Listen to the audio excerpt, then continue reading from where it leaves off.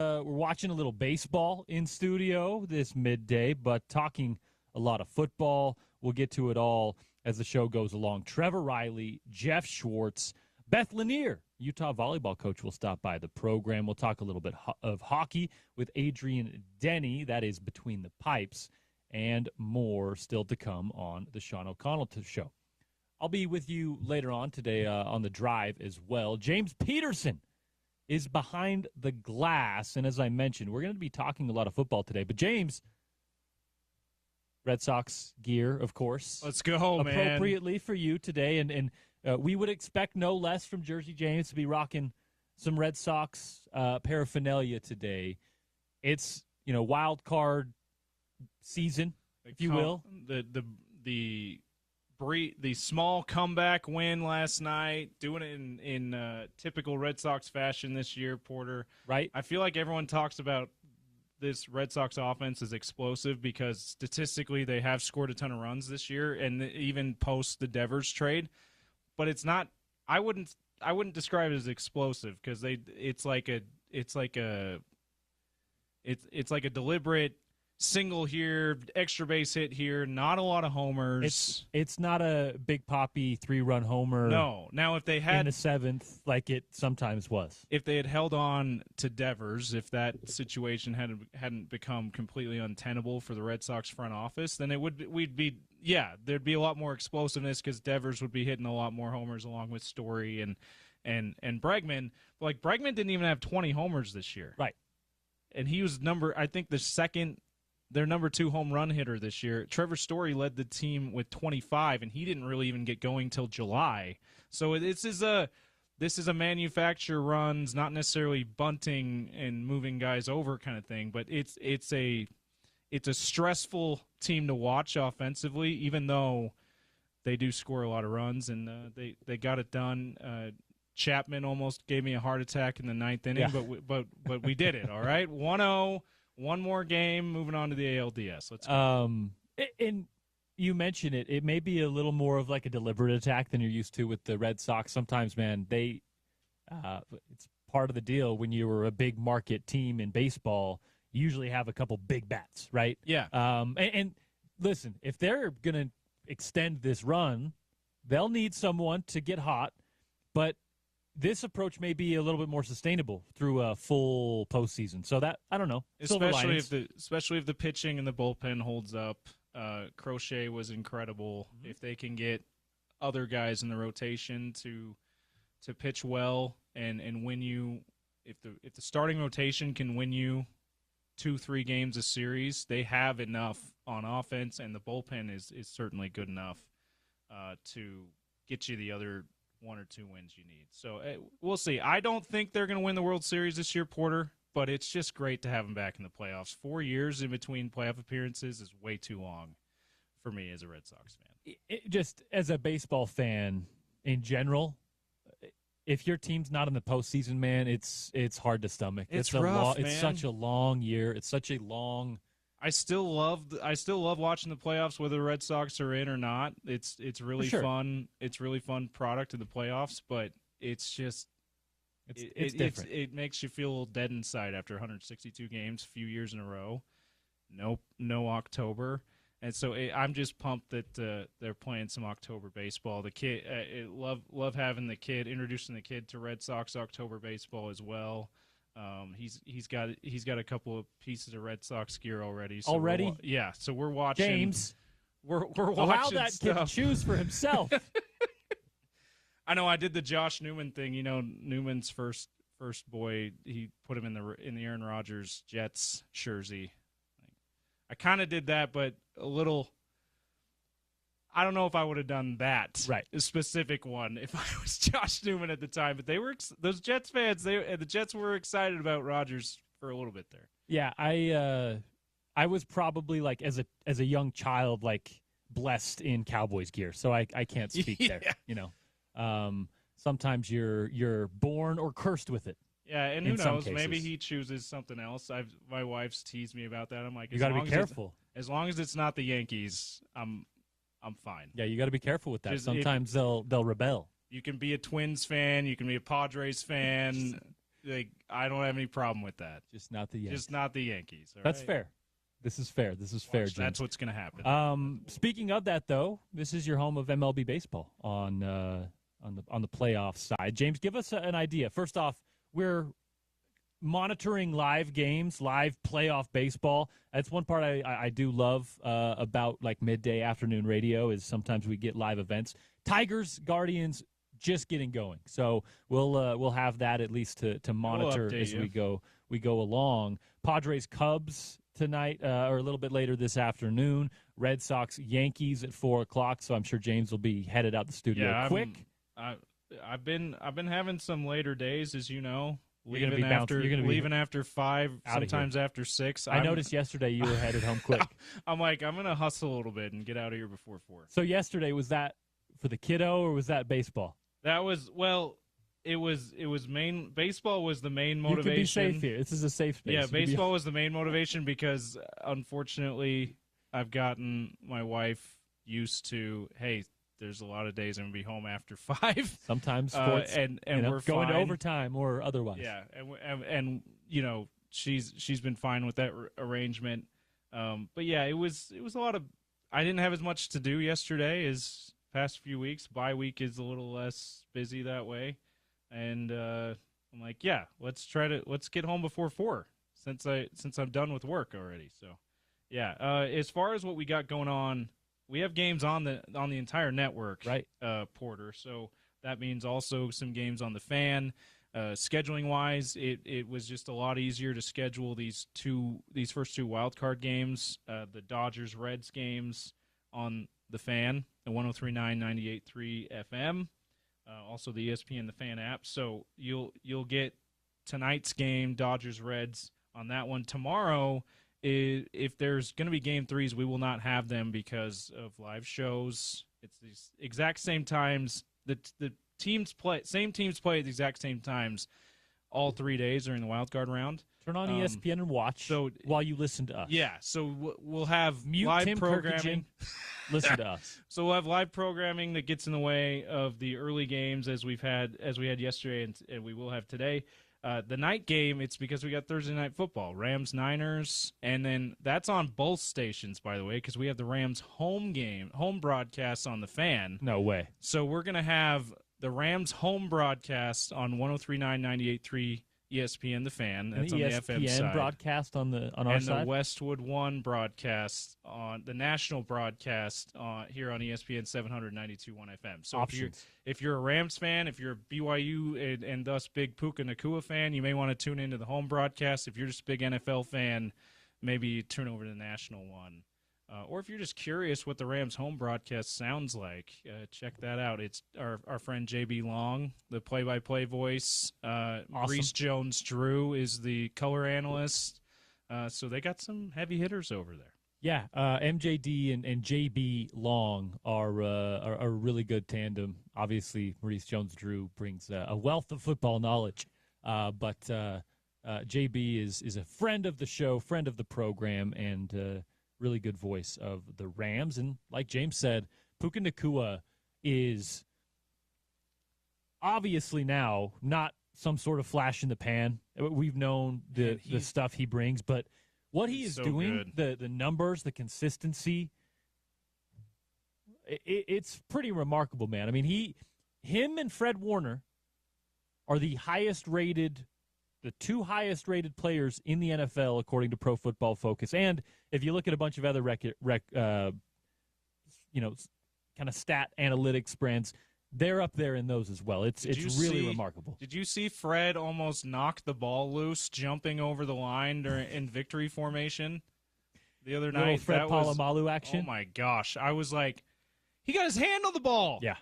And it would have been like he got his hand on the ball right before the knee touched the ground. So if he'd have jarred that loose, that would have been a fumble. I mean, that was incredible. I wish it would have worked out that way. I think Aaron Donald has made a play on those before, but Polamalu was famous for that kind of stuff. His was on an attempted spike. He almost intercepted it. If right. You remember. He got his fingertips under it. Oh my gosh! Yeah. By the way, speaking of that Niners game, Devin Lloyd was a beast for the Jaguars on Sunday. Fred Warner is right now the best linebacker in the NFL. If we're just talking about the first month of the season so far, Devin Lloyd is right there behind him. He is playing elite football. It was interesting watching the first couple years of his season because I thought after he left the University of Utah, and I shouldn't say I thought, I knew we all saw the product on the field. I saw it behind the scenes as he prepared for the draft. I knew that was a guy that was ready for the NFL, physically, mentally, from a football IQ and mental standpoint. He was there. However, it seemed like there was some sort of adjustment period for him in that defense, which I thought it was when he got drafted by Jacksonville, I thought it was a perfect fit for the way he would play as that Mike linebacker. And it took Devin a little bit of time to adjust, and maybe that's just a product of maybe a little bit of the speed of the NFL. The physicality is a step up from the Pac-12 that he played at. I don't know what it was, but there was a little bit of an adjustment for Devin. He also, to be clear, during a fair share of this time, was dealing with some injuries, more nagging than serious. So Devin is now at a point where he is healthy. He is comfortable in that defense. He is orchestrating a lot of that defense, and he is making plays, man. He is he was all over the place. He was all over the backfield against the Niners on Sunday. All over the backfield, but also making plays in coverage, interceptions, pass breakups, forced fumbles. I mean, he is playing, and when I say an elite level, I don't like when that term is used liberally. Yeah, a little oversaturation with that, yeah. Elite. Like, okay, really? Because if we're talking elite and we're talking about the NFL, there's maybe 2 or 3. Right. It depends on the position. Right? Depends on the position, right? Receivers, maybe there's 5 to 10. I'm talking you are a top 5 player in the world at your position at the time you're playing when I'm talking elite. And that's what Devin Lloyd has been doing over the first month of the NFL season. He is far from the only local that is playing at a high level. And in that elite category, Fred Warner, Puka Nacua, those are probably only 2 others in that stratosphere. But, man, it's been a lot of fun to watch. Yeah, going back to Puka, I think Bryce Larsen yesterday when he and Jordan Bianucci filled in for OC yesterday, I think he found the stat that it was like 42 or 43 catches from Puka on 50 targets or something. And we can go through and verify that. I may have butchered what he said, but it was like basically every time Stafford throws him the ball, he's coming down with it. No matter the coverage, no matter anything. No matter if Stafford's having to ad lib and he's having to adjust the route a little bit. Nakua's coming down with the pass. Like Puka, and listen, I think we all knew that he was an incredible talent.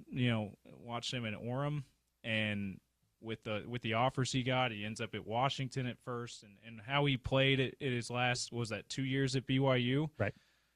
But he showed no indication he was this good. He would be this good as an NFL player, at least from my perspective. Maybe I'm completely wrong. I mean, I think he showed flashes of it. Yeah. Right. There were moments at BYU when he was healthy, and listen, he didn't have the quarterback, so that was maybe why it looked like to me that he didn't really no way this guy he looked like a guy that went in the 5th round. And right? That's why I say flashes, because it would just jump off the screen at moments during the course of play. It may be kind of a pedestrian game going on between BYU and their opponent, but then Puka Nacua would do something that you're like, whoa, right? And it seems like this one-off because he may have had 2 receptions for 52 yards that game, but it was something that once NFL scouts went and looked back on it, they're like, I don't know how many players can make that play. And when you just up the targets, when you just up the data on that, he's going to continue to make those plays. And you pair him with the probably a Hall of Fame quarterback too. That's the other thing. 50 targets, 42 receptions. That is the correct number. That the targets leads the league by quite a wide margin. Interestingly enough, second is Christian McCaffrey. Out of the backfield, he is second in the league in targets from a passing standpoint. Chris Olave, Jake Ferguson, Garrett Wilson, unsurprisingly in those in the top categories there as well. But Puka Nacua, 50 targets, 42 receptions, 503 yards. He is the only receiver with 500 yards, and there's only one other that has 400. That's Jackson Smith and Jigba, and he just crossed over the 400-yard plateau. He's been good to start this season too. Obviously, someone I have a lot of affinity. Yeah, a couple of fumbles, but as far as that yardage doesn't surprise me. He's second in the league because from that perspective, he's been pretty good. Ricky Pearsall and Christian McCaffrey both in the top 10 in receiving, which is kind of a standout number to me. Interestingly, yeah. Do you have any insight? Sorry, before we move on. No, go ahead. Puka, do you have any insight as to how Utah didn't get him when he transferred or initially when he committed at Washington? Because Utah was one of his Puka, you say? Yeah, Puka. Because Utah was one of his final teams. Samson was on the team at the time he committed to Washington. So a little bit. I don't know if you remember, but this was a decision that he and Samson kind of came to together with their mother. She was a huge part of this, right there, Utah County kids. And I think that was kind of the driving force was they could Mom really wanted him at BYU. And to all just be together, right? Yeah. They had lost their father young, so there was a connection there with their mother that was really deep, and that was a huge part of it. And now here's the deal. That could have happened at Utah in some way. I mean, it's 40 miles away, right? But I think being that was was much closer to Mom at home made a big difference. Right. And at that point, I know that I think Samson had kind of made his decision not to be, to transfer from Utah. So they said, hey, let's just go home. And that is kind of the very short version of it. Yeah. There was a lot of behind the scenes where I know the day of their commitment, there were people at TV stations, there were people with the Nacuas that were saying they were coming to Utah. It was very much close, and there was a chance that they could play at either school. But yeah, I think it turned out pretty good for both of them. And Puka, man, like I said, you didn't see it maybe as often as you'd think for a top flight elite receiver. But at BYU, if you go back and watch some of the tape, some of the plays that he would make, even on like errant throws, just on the sideline, even if it wasn't a first down or a big highlight play that would make SportsCenter, it's third down conversion early in the game, but he's making this play on the sideline, getting both feet down noticeably, and just his ball skills, his awareness, and you combine it with clearly the athleticism, man. He is something special. 126 yards per game this year.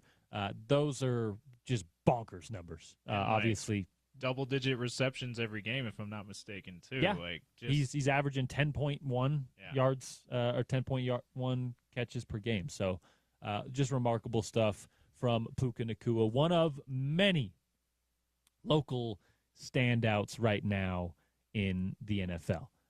Utah on a bye week, I think really well timed for Utah. We talked about this before.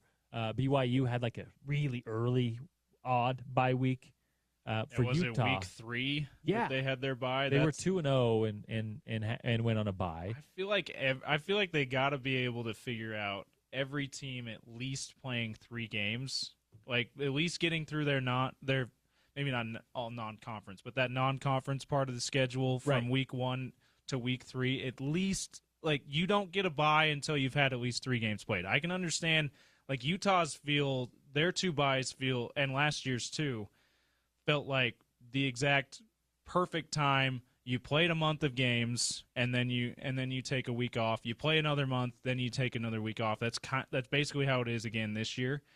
That's how you want it for your bodies too, right? I understand that you can't make that work for every team in FBS or in the Power Four at the very least. But I feel like you can at least give everyone wait until everyone's gotten through week 3. I would think, but maybe they've looked at it and they're like, we can't do that, so there's going to be some wonky buys. I don't know. Context is always key, and this one's a little niche for Utah. But BYU petitions every year to have their bye week fall this weekend, at least one of them, because it's General Conference.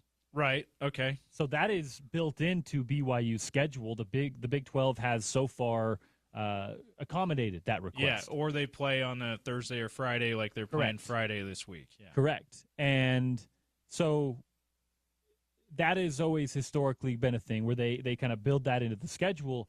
Interestingly enough, BYU's bye was super early, and then that requires you to go late in the season, and you kind of have a gauntlet, man, to end the year. You're at Iowa State. You're at Texas Tech. You've got TCU. You're in Cincinnati. You finish with UCF. I know we don't really know a whole lot about all of those teams, but, like you said, James, that's when you'd like to have a break during, I think. Absolutely. And their second bye, is that in October? Yeah. So they just terrible placement of their buys for BYU. Absolutely terrible. James, for Utah, this bye week comes at a time where obviously I think getting healthy is paramount.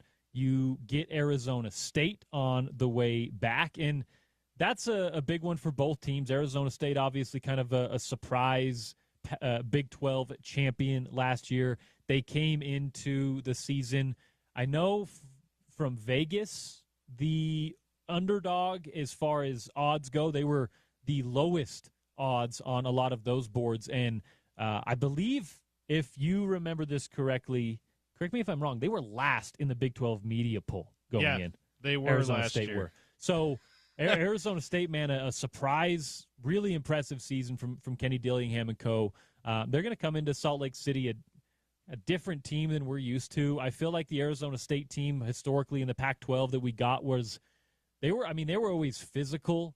They were always fairly tough, and I believe Utah and Arizona State had more of like a chippy rivalry than a competitive rivalry.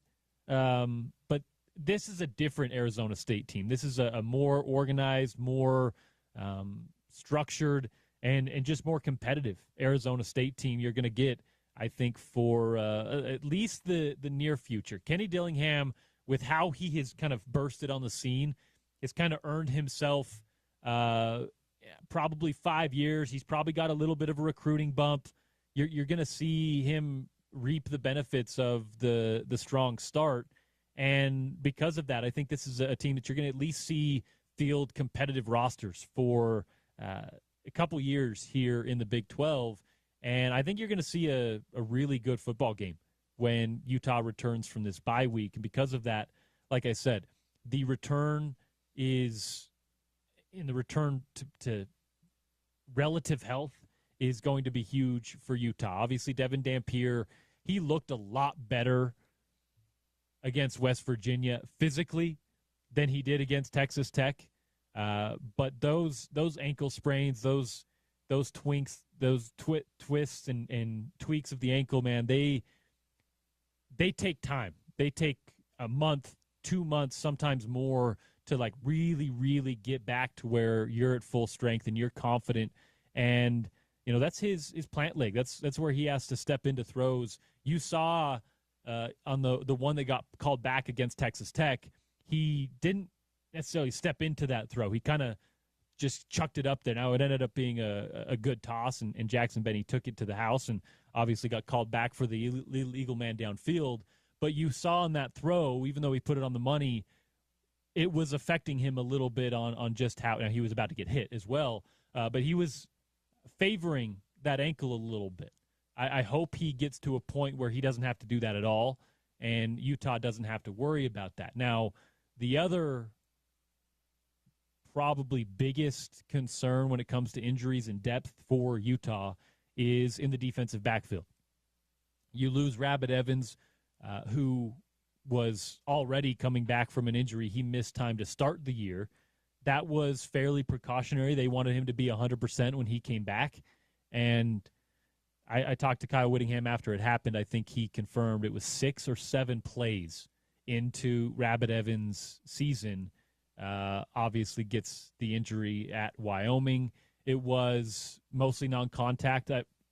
There was some confusion there because he did have some contact. He was kind of wrestling with the receiver in that 5-yard grace period zone, and his knee just kind of buckled. You could see it. It wasn't caused by the contact. It was caused by him trying to backpedal, and didn't look good. Kyle Whittingham confirmed, so Rabbit will be back next year, hopefully. And then you see Nate Ritchie go down. We'll get more on Nate Ritchie's, but it doesn't look good in that direction either. And for Utah, that leaves a lot of question marks in the defensive backfield. And it also, if you've been watching, leaves question marks on the offense because, well, guess who have been your playmakers on offense in a lot of ways? Yes, Ryan Davis is a possession receiver. He has been phenomenal, maybe one of the more underrated players for Utah, along with Mr. Laea on the defensive line. But your playmakers have been guys that are going to be needing to take more reps now, more snaps on the defensive side. In Smith Snowden, in Jackson Benny, who Jackson Benny specifically playing a lot of nickel, but he may be asked to step back and play some safety. If not, which means probably less snaps for Snowden on offense, and almost certainly less snaps on offense for Jackson Benny, especially because he left the game hobbled. Yep. With it looked like maybe an ankle, certainly a lower body injury. There were quite a few of those against West Virginia. I think so. That's not a lot of them expected to be long term. I don't think that Kyle Whittingham and Morgan Scalley are going to be saying when Jason Beck says, "Hey, so I can count on those guys for this many snaps this game, right?" And I don't think either of them are going to be like, "Yeah, absolutely," given how thin that defensive backfield has got. Yeah, it's going to be one of the dynamics we have to pay attention to as the season wears on, and I think it's going to be one that competitively for Utah is going to be really important. There are going to be teams, if you want to contend for this conference, that are going to challenge you on the back end. They're not going to allow you to just play single high safety and stop the run. They're going to try to beat you through the air as well. And Texas Tech is a good example. Even though, man, they mostly handled Utah up front, which is one of the more surprising things about that matchup. You're going to have to kind of do it both ways against that Texas Tech team if you, by some chance, meet them again. All right, that's going to do it for the first segment. A bunch of college football, Utes talk, as you'd expect on your home of the Utes. And, of course, me filling in for Sean O'Connell. I will host your Utes game days each and every week here on the station 4 hours before kickoff. On the other side, though, we'll talk a little – well, we'll go all over the map. Beth Lanier, Utah volleyball coach. But we'll go all over the map. But, of course, we'll talk some Utah volleyball with the head ball coach there. Later on in the program, Jeff Schwartz, Trevor Riley, and more. Adrian Denny talking some hockey on the Sean O'Connell Show, your home of Utah football, Utah's #1 sports talk. It is ESPN 700 and 92.1 FM, proud part of Utah's ESPN radio network.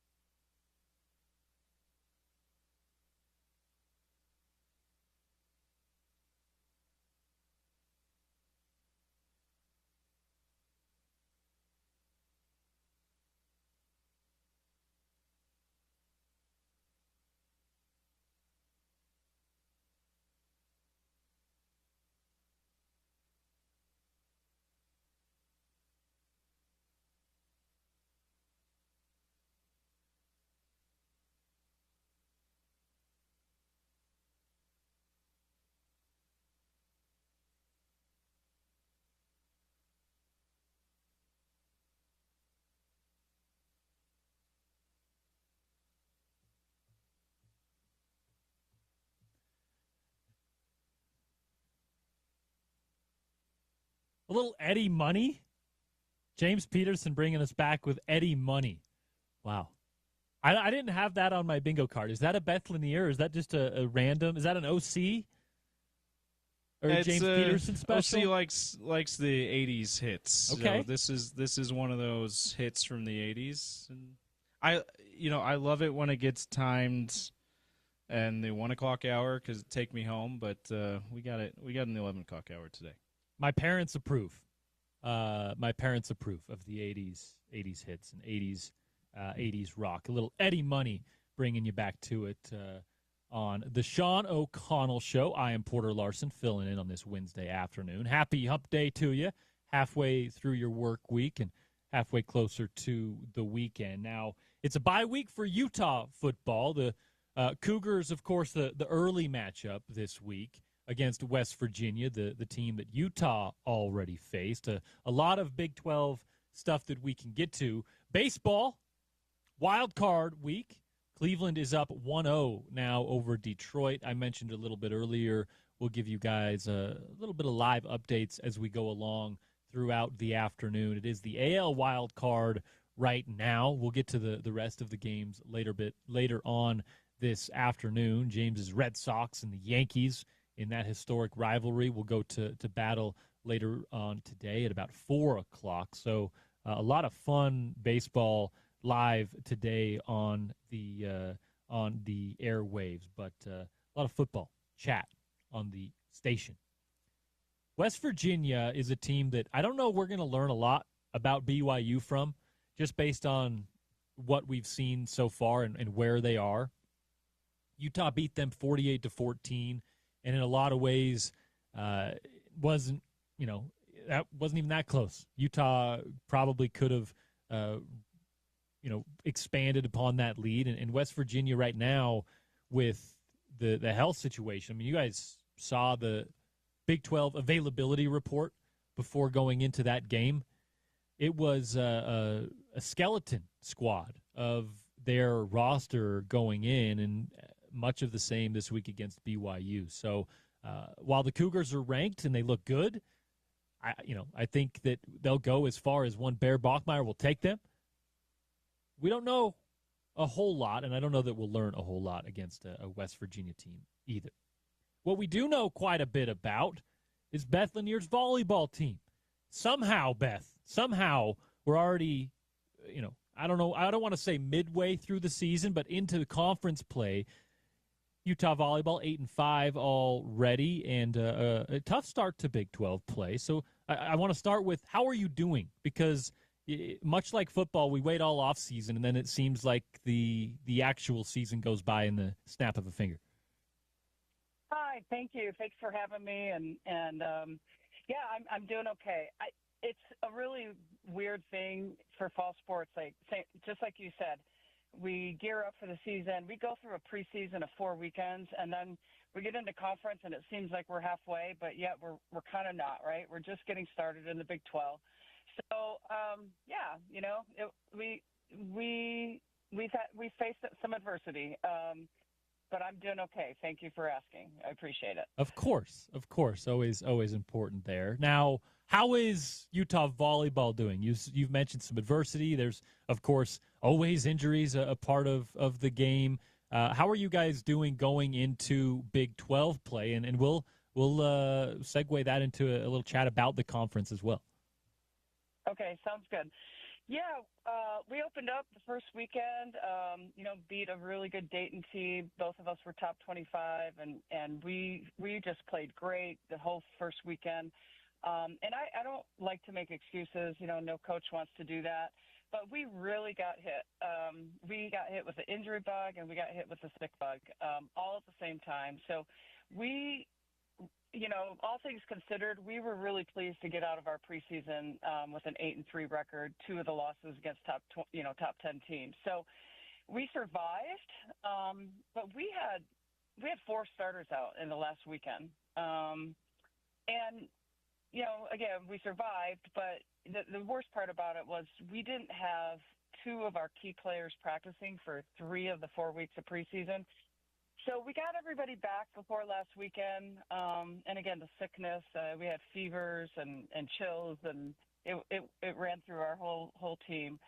So yeah, we went into Big 12, and we were excited that we got people back from some soft tissue injuries, but they hadn't practiced for 3 weeks. So we faced a very good Iowa State team. They beat us in 5. Last year we finished our season at their place last year, and we had to beat them to host last year. Right. And we went down 0-2, and we did a reverse sweep on them and got the win in 5. And then they did the same thing to us, unfortunately. We went out, won the first 2 sets, but we couldn't maintain it. And then we faced a good Colorado team. So I don't know when the last time we started 0-2, but we got our work cut out for us moving forward. Well, and you mentioned, Beth, the kind of preseason non-conference adversity and the health struggles. That's got to be obviously something you'd never want to deal with as a coach. It's always, makes you earn your paycheck. But that's got to be valuable for the players that got reps, got in-game experience that, maybe wouldn't have gotten as much of that early season that, now will pay dividends going forward. Yeah, I think that's a true statement. And, you only have depth if you play it. And we were forced to play a lot of players that maybe won't see as much time moving forward, but they certainly got some really high-quality reps. And again, we won some really tough matches. So, yeah, there's always value in adversity. I talked to my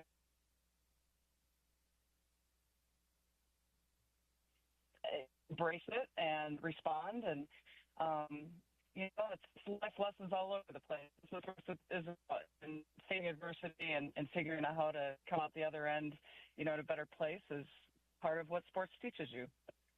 All right, Beth. Obviously, you making a transition from the Pac-12 to the Big 12, it's still probably something that is ongoing in some ways, but from a conference-wide perspective, competition perspective, how have these conferences contrasted, and how do you approach that as far as the teams you're facing, the athletes you're facing? Or is that something that, maybe we read too much into? It's more of a institution, case-by-case, team-by-team basis. No, I think it's real realism to that. The biggest thing one of the big things is that in our second year, we're still going to new facilities. We went to half of the facilities last year, and now we're going to go to the other half this year. Of course, we play the Arizonas and BYU and Colorado twice. But as far as the conference goes compared to what the Pac-12 was, this conference is very strong, and it's got a lot of depth. In fact, we came out of preseason as a conference, we came out of preseason with the highest winning percentage, which is very, very good for us when it comes to RPI time at the end of the season, trying to get automatic bids. That was a huge preseason for Big 12. There was a lot of big-time wins across the conference. And yeah, I think there's, the Pac-12 had, Stanford who could win a national championship on any given year. Right. So I don't know that there's a team like that in this Big 12, but the depth's great. And, but opening weekend, BYU was picked to win the conference, and they got beat by Colorado. And so it's just, there's already been upsets, and I think it's going to be that kind of year. I think it's going to be a very competitive conference season. Yeah, it's interesting. The Pac-12 always seemed to have, a team, I want to say, ranked in the top 2 or 3 at any given time, right?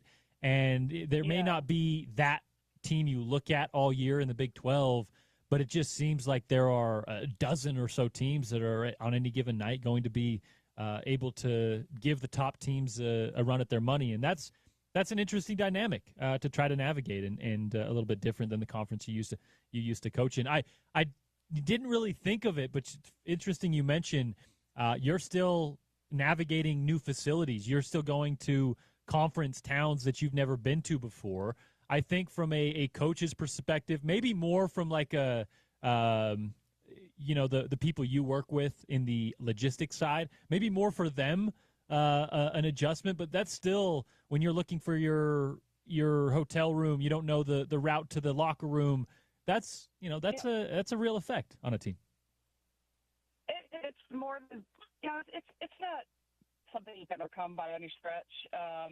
But there, one of the good things about being a conference for a long time is the familiarity with Right. the facilities, the coaches, the fans, and so we're just starting to build that, and that's just and it's going to be there's already great rivalry starting to blossom, and yeah, I'm excited to be in this conference. It's a very good conference for volleyball. It's not going to be easy for sure. That is Beth Lanier, head coach of Utah Volleyball, as we mentioned, off to 0-2 start in the Big 12, but a lot of context that we just got to that revolves around there. They've got Arizona and Arizona State on the road, in Tucson and Tempe. We'll let you go, Beth. A little radio cell connection issues, but quick preview of the Arizona trip on your way out. Yeah, Arizona. They've got a outside hitter that's one of the top players in the conference in the country. To be fair, so we'll have a challenge there.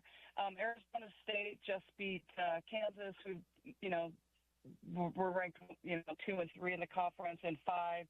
And so they won the conference last year, so they're going to be tough too. This is going to be a tough road trip, but we're excited. We know these teams, we know these facilities, we know these coaches, we know these fans. So we're excited to get down there and get back after it this weekend. Yeah, unlike what we just spoke about, you're very familiar with ASU and Arizona. Beth, enjoy the trip. Good luck, and best wishes in Big 12 play. Thank you. Thank you. And as I just mentioned, familiarity on the Arizona and Arizona State team, Arizona State matchups. Well, you can also see those games on a familiar station, FS1. Utah and Arizona playing on FS1. Pac-12 is back, baby. Arizona State game will be on ESPN+. That's on October 2nd and the 4th, Thursday and Saturday for Utah volleyball. A fun squad. We'll chat with Beth Lanier as the season goes along and as Big 12 play continues. No update as of now on the AL wild card. It's still 1-0 Cleveland over Detroit. They are in the bottom of the second, 2 outs and a full count as we head into a commercial break. The Sean O'Connell Show brought to you by our friends at Big Willie's. Big Willie's Sports Bar in Salt Lake. From craft food to craft cocktails, they are the sports bar. Check them out today at 1717 South Main Street. It is Big Willie's, the title sponsor of OC's program. And, hey, they got some Outlaw Distillery available to try. The Outlaw Distillery, sponsors of my pregame show, they got a bunch of new stuff out this month, and you can try it at Big Willie's. So a double there for you. Head by and say hello. Tell them that OC and ESPN 700 sent you. Back on the other side, more of the Sean O'Connell Show on your home of the Utes, ESPN 700, Utah's #1 sports talk, proud part of Utah's ESPN radio network.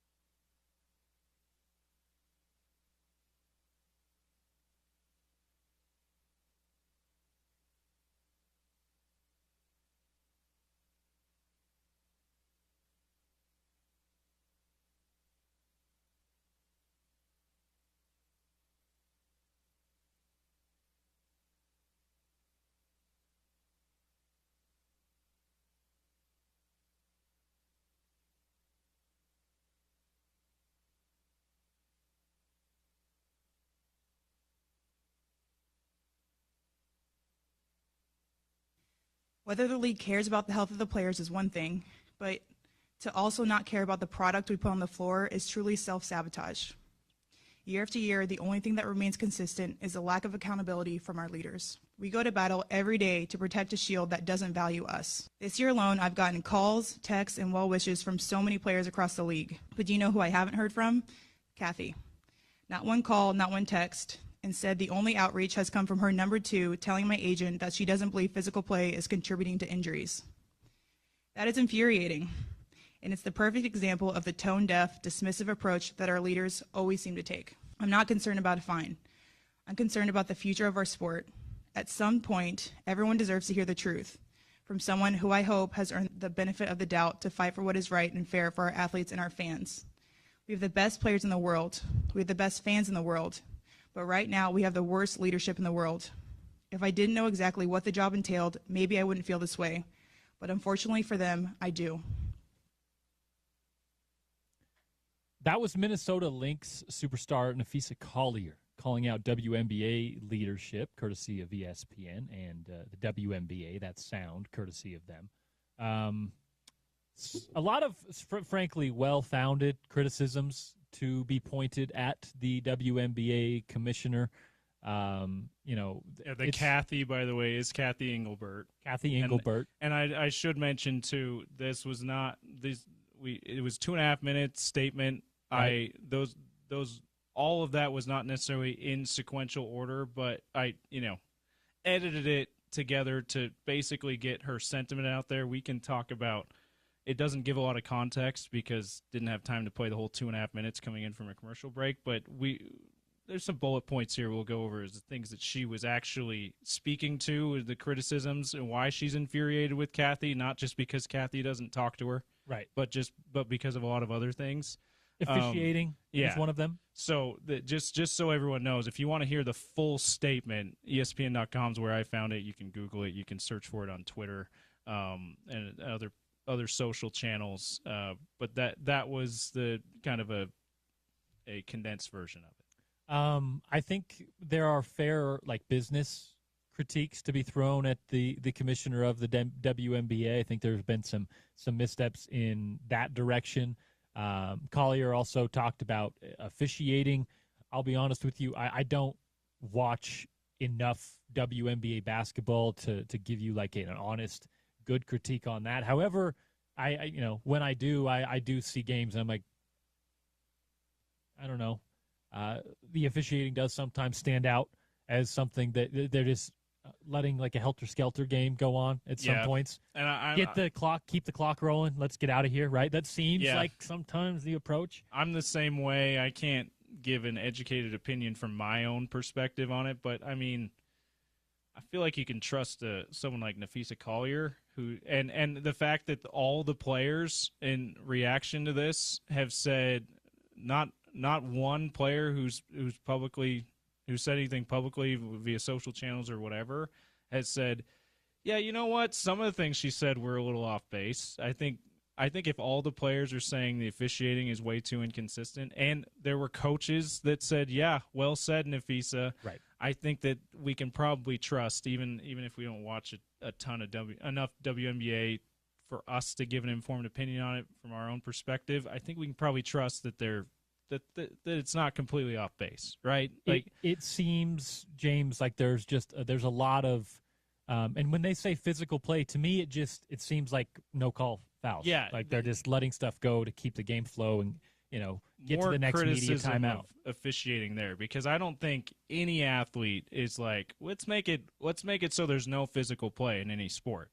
I think you embrace the physicality of whatever sport you're playing, but when it's oftentimes stuff that, hey, that should be a foul call, but you're letting it go, and players are getting hurt, like Nafisa Collier is claiming here, and others. That's probably too physical a play being allowed. She also said something about rookie salaries being too low for revenue drivers like Caitlin Clark, Angel Reese, and of course Paige Beckers.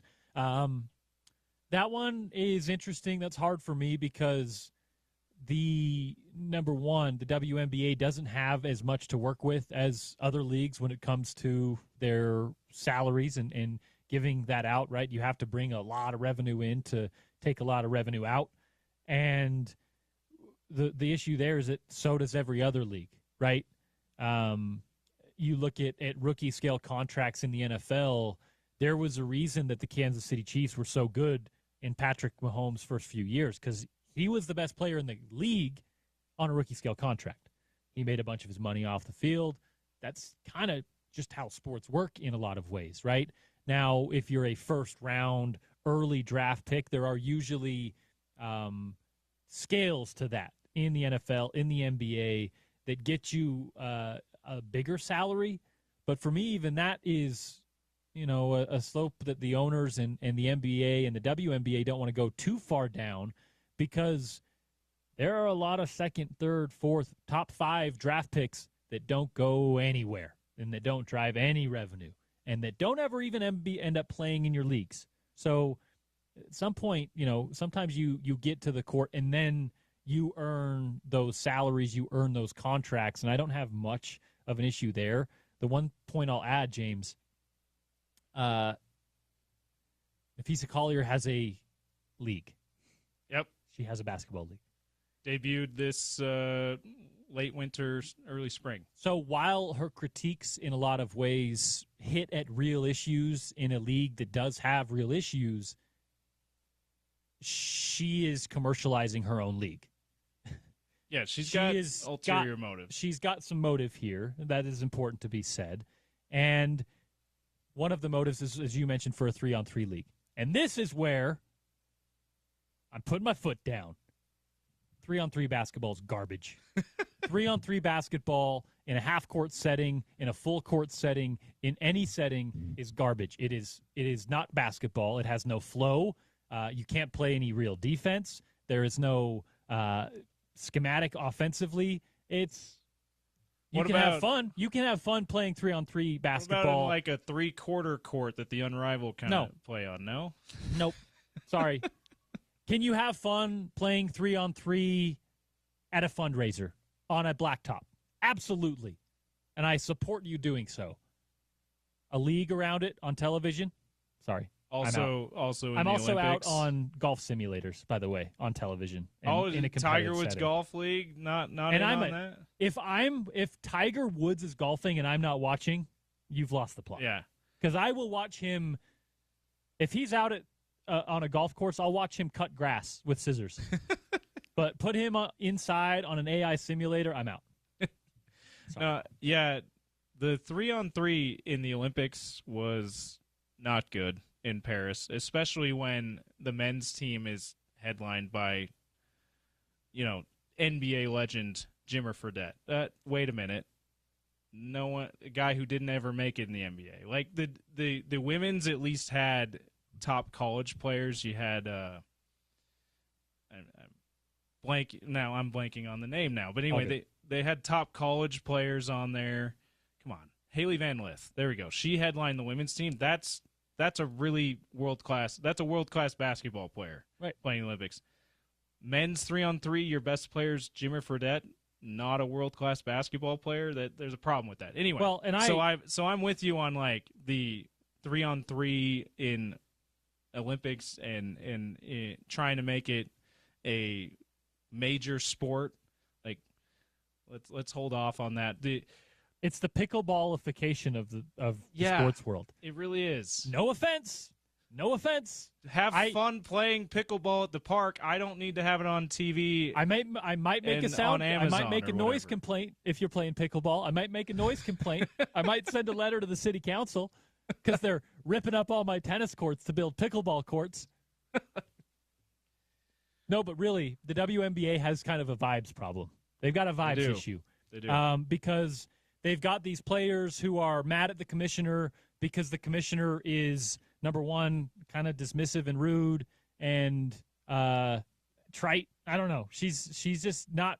Doesn't seem to care about the individual players. And even if she does, at least that's what Nafisa Collier is. And even if she does, she's not like doing a very good job of representing that relationship with them very well. And beyond that, there's some business missteps. But then on the other side, there's a bunch of players who are going to bat for like young players getting bigger rookie scale contracts while also kind of having issues with Caitlin Clark, who is the one driving that rep. Like, there's a lot of vibe issues in the WNBA right now. I hope they can figure it out. One of the biggest things that could help that would be a lot of good basketball and a lot of, a healthy Caitlin Clark playing some good basketball. Hopefully that is something we see. Playoffs have been pretty good so far. Really good Fever Aces series that just ended. But yeah, like it's true. And I think that just about everything that Nafisa talks about in her statement, which again we did not play the full thing for you, it's pretty fair criticisms. Yeah. I'm with you though.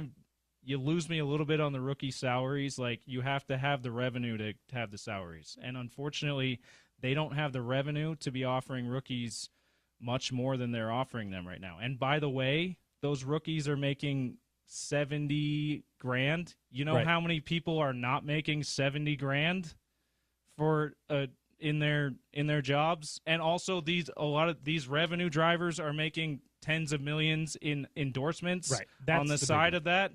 They're doing fine. So you lose me on the rookie salary a little bit, and I'm not saying like you absolutely, I believe that, like, pay him six figures. It's a little insult. It's an insult for professional athletes who are this visible now in the WNBA to be paid less than six figures. I'm with you but there. Like, don't cry poor because you're making $70,000 in an entry level job. Like, and that you're losing the fan. You're losing the everyday fan when you do that. Well, and like we talked about, there are realities to a draft where you don't know which of these draft picks are going to hit. So there are opportunities for these teams, if those players go out and are awesome, to extend those contracts, to do things to get them more money, to and hopefully this new highlight them and get them sponsorships. That's all possible. And hopefully this new media rights deal, which is significantly higher than the last one, hopefully that does come with increased salaries for these players, because they deserve to be paid more. And if it doesn't, that's when you can start to really, really go at the commissioner. Regardless, the answer is not 3 versus 3 or pickleball. At least they don't have to play, at least with this unrivaled 3v3 league, they don't have to feel like they need to play overseas in the wintertime. So that's a good thing about it. But yeah, the product itself, not great. Trevor Riley on the other side. I'm sure we'll talk some pickleball, volleyball with him, and we'll get to some Utes football as well. Jeff Schwartz, Adrian Denny still to come in the program, and maybe Everett Gray, who just texted me. We'll maybe chat with him on the show as well. It is the Sean O'Connell Show. I'm Porter Larsen filling in on a Wednesday, ESPN 700, 92.1 FM.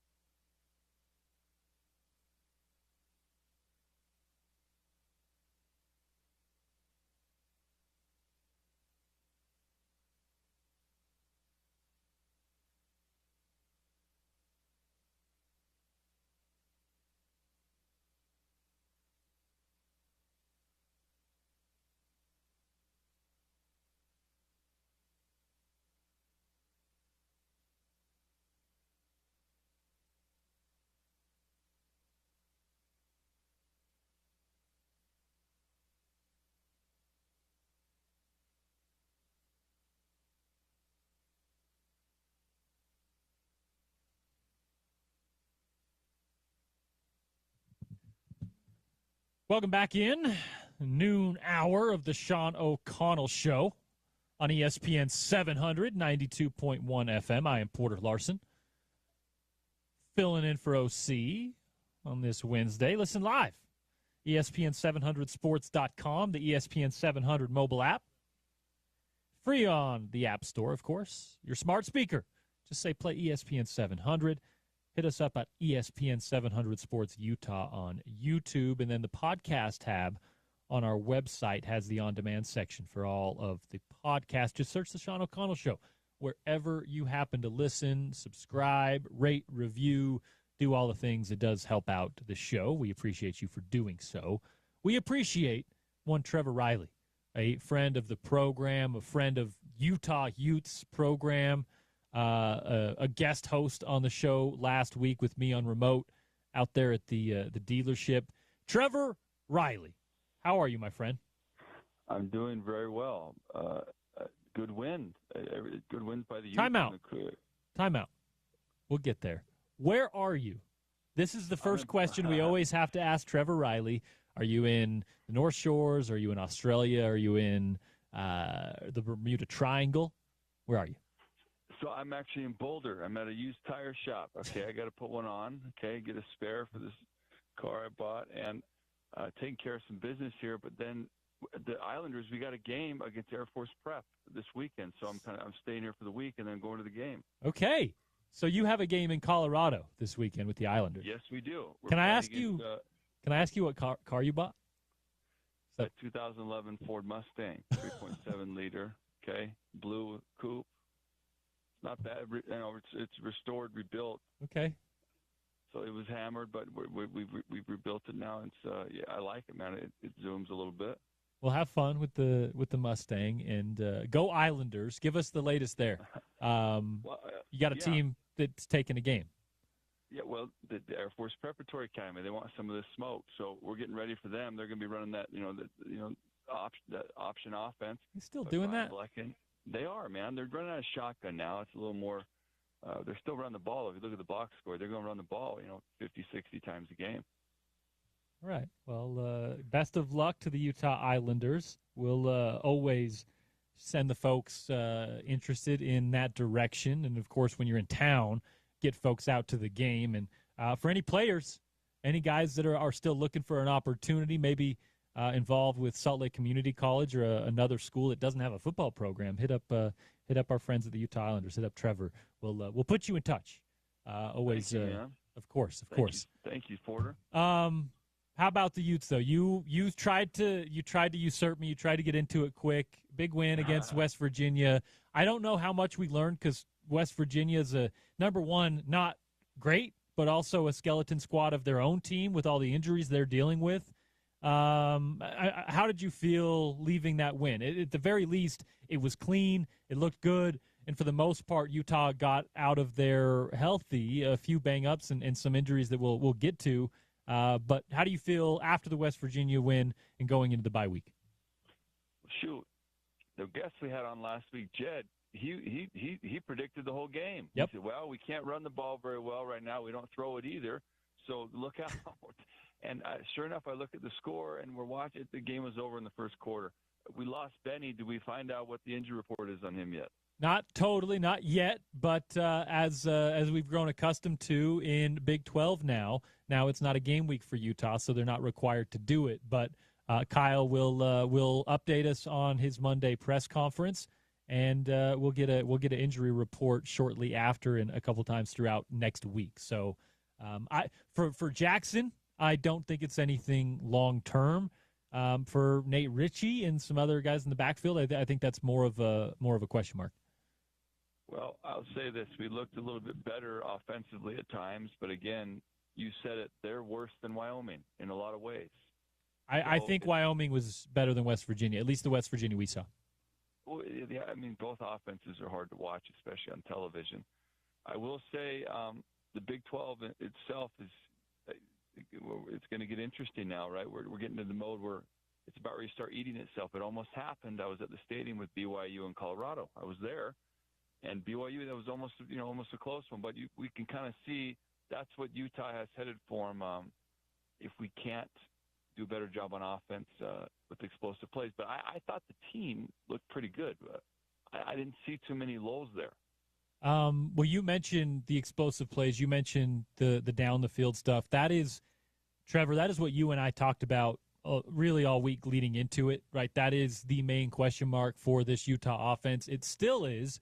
However, they at least tried to put some of it into practice. They at least tried to get Devin Dampier a little bit comfortable with some of it against West Virginia. Did they do enough to at least get you a little bit more comfortable as we head into the rest of the conference slate? It's hard. Again, the offensive coordinator, if I'm him, the game's in hand pretty early. Right.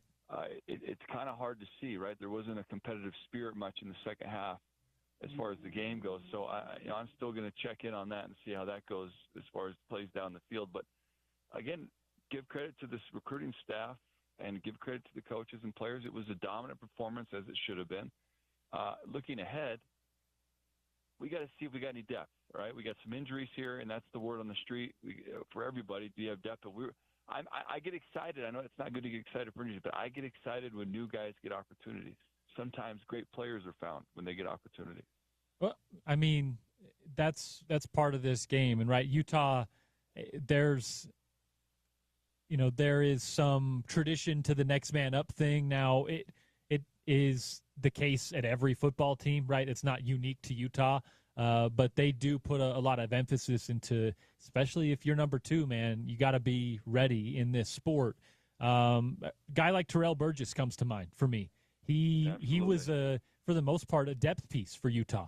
He was, for several years, a guy who was on scholarship because he was so impactful on special teams and was able to, when Utah needed, give the guys a breather at safety or at nickel. He could kind of move around to different positions and was versatile in that role. And then because of some injuries, Terrell got his opportunity to start. And within a couple of years, Trevor, he was, giving meaningful reps on a Super Bowl team. So that just kind of gives you a insight into, as you mentioned, the things that you look for, the things you could get excited for when you do see that depth. I liked seeing the backup quarterback have a nice little 4-for-4. Yeah. That's good to see. Okay, it's a small thing, but it's a big thing for me. Another thing, the running back position, okay? We got a two-headed monster to a point. I think number one is still the clear-cut best guy to get. I think he got about 15 touches, I think. And so there's some good things there. Going forward, we're going to have to see if we can rally around this tight end group. The more and more I look at it, these guys can really play. 81 caught a pass, right? He was a tight end. But looked like Barton played a lot of snaps on offense. I look over there, he's blocking his butt off. So we got a lot to look forward to. But going to this BYU-Colorado game I talked about, I'm in the stands and I'm watching Colorado hang in there with BYU. And really at times, they almost had the game. I'm excited to see down the road with Utah, okay? This conference is really exciting, and as it starts taking shape, right, these games start coming along here, should be some excitement. Porter, what do you think, man? What we got? Colorado, TCU this weekend. Who does BYU have? BYU's got West Virginia. So oh, yeah, there's a ranked layup. Right. A ranked BYU team against a West Virginia team that is now even more banged up than they were last week. Well, as we talked about last week, 5 trips to the red zone on the season, I think. I think it's 6 now for the Utah defense. That's all they've given up. Right. And that's dominant. I mean, that is domination. And that's going to continue, We hope it does, but we got a lot to look forward to here with this team now. If we can just rally around some explosive plays, we're taking care of business when we should. We just got to get ready for these 2 or 3 or 4 big games we got coming up. But I like it, Porter. Is there anything you saw from the defense or offense? Anything stand out for you, or is it pretty much as business? Well, I think that it's funny that we're this deep into the season, Trevor, and I'm still kind of trying to piece things together because here's the deal. The one loss that Utah has on their record is against a Texas Tech team that we're still trying to figure out how real, what that is. We're still trying to figure out a lot about Texas Tech. And then on the Utah side, every team they've beaten has been a team that they should have and have beaten handily. So there's still this kind of middle ground, and really the remainder of your Big 12 schedule has a bunch of teams that are in this middle ground that I don't really know about Utah. And the question marks there, Trevor, really do still rely on the things that we've talked about for this first 10 minutes of the show, and that is the verticality of the offense. I think that Utah at this point, they lead the Big 12 in yards on the ground, yards gained on the ground.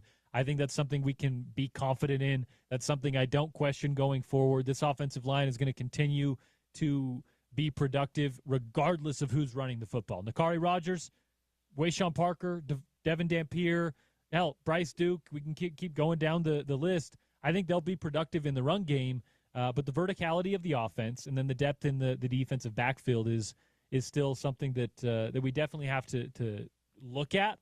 You mentioned, Wayshawn is the guy that looks to be number one. He's kind of allowed an opening for Nakari Rogers just by putting the ball in the ground, but I agree with you there. Trevor, we talked earlier in the year. I told you, and you mentioned it in your answer, J.J. Buchanan, 81, listed as a tight end, but I told you to pay attention before we kicked off this season. I mentioned I don't know if he'll put his hand in the dirt all year long, right? He might as well be a wide receiver or a slot as far as the depth chart goes. I look back on it as far as his reps go. I didn't look at every snap J.J. Buchanan has taken, but I have not yet seen him put his hand in the dirt. So that's a guy you can kind of expect to be on the outside. I want to get your thoughts on Ryan Davis, the Utes' leading receiver who there's not a lot after the catch. He's not going to wow you down the field or high point a ball against the free safety and come down with some spectacular catch. But, man, he's been a real safety blanket and a real tool for Devin Dampier. It's been really important for him this year. What have you taken from his game, and how do you see Utah maybe being able to expand that a little bit or maybe expand off of the threat that he's posing? Yeah, he kind of reminds me a little bit of Damari Simpkins. Reliable, yes. Probably knows all those things, can play all the positions. If it's a tight window, he's still going to come up with the catch. He's a master at routes under 15 yards or 12 yards. I think we need to get him some help. We can't ask a guy to do something consistently that he's not necessarily made to do. We haven't asked this guy to go down the field probably because it's not his biggest strength. But with that being said, that's going to be the thing going forward, right? As a defense of coach, how do you beat the Utes? Okay, I would say, well, based off of the game plan Texas Tech did, we're going to match coverage, we're going to get physical, and we're going to make you go down the field on us. Yep. We don't want you to beat us running the football. That means single high defense. That means blitzing. We got to find that answer. I think Coach will. We got a bye week this week, then we got Arizona State. What I'll say, previewing Arizona State. When I was at Colorado, Kenny Dillingham was the first-year coach. We went down there, and their punter got hurt. So this is how good of a coach these guys are. I give them some props here.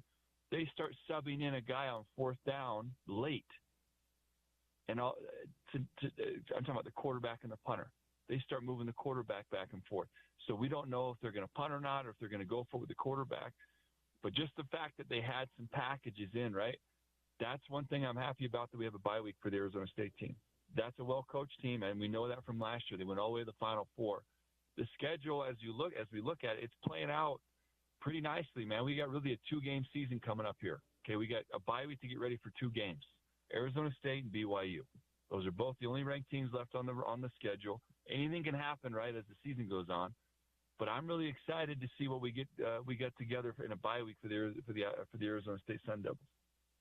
Yeah, that's always something that I look forward to, is how Kyle Whittingham's teams look after a loss, yes, but more so with time to prepare, right? A bowl game for sure, but also a bye week, right? They usually come back looking really clean, executing well on their P's and Q's, and that's something I expect against Arizona State. But Trevor, ASU under new ownership, under new leadership, I should say, not necessarily the ASU team that we're used to, like mucking things up, making the game a little dirtier and a little scrappier. That's not really the ASU team we're looking at this time.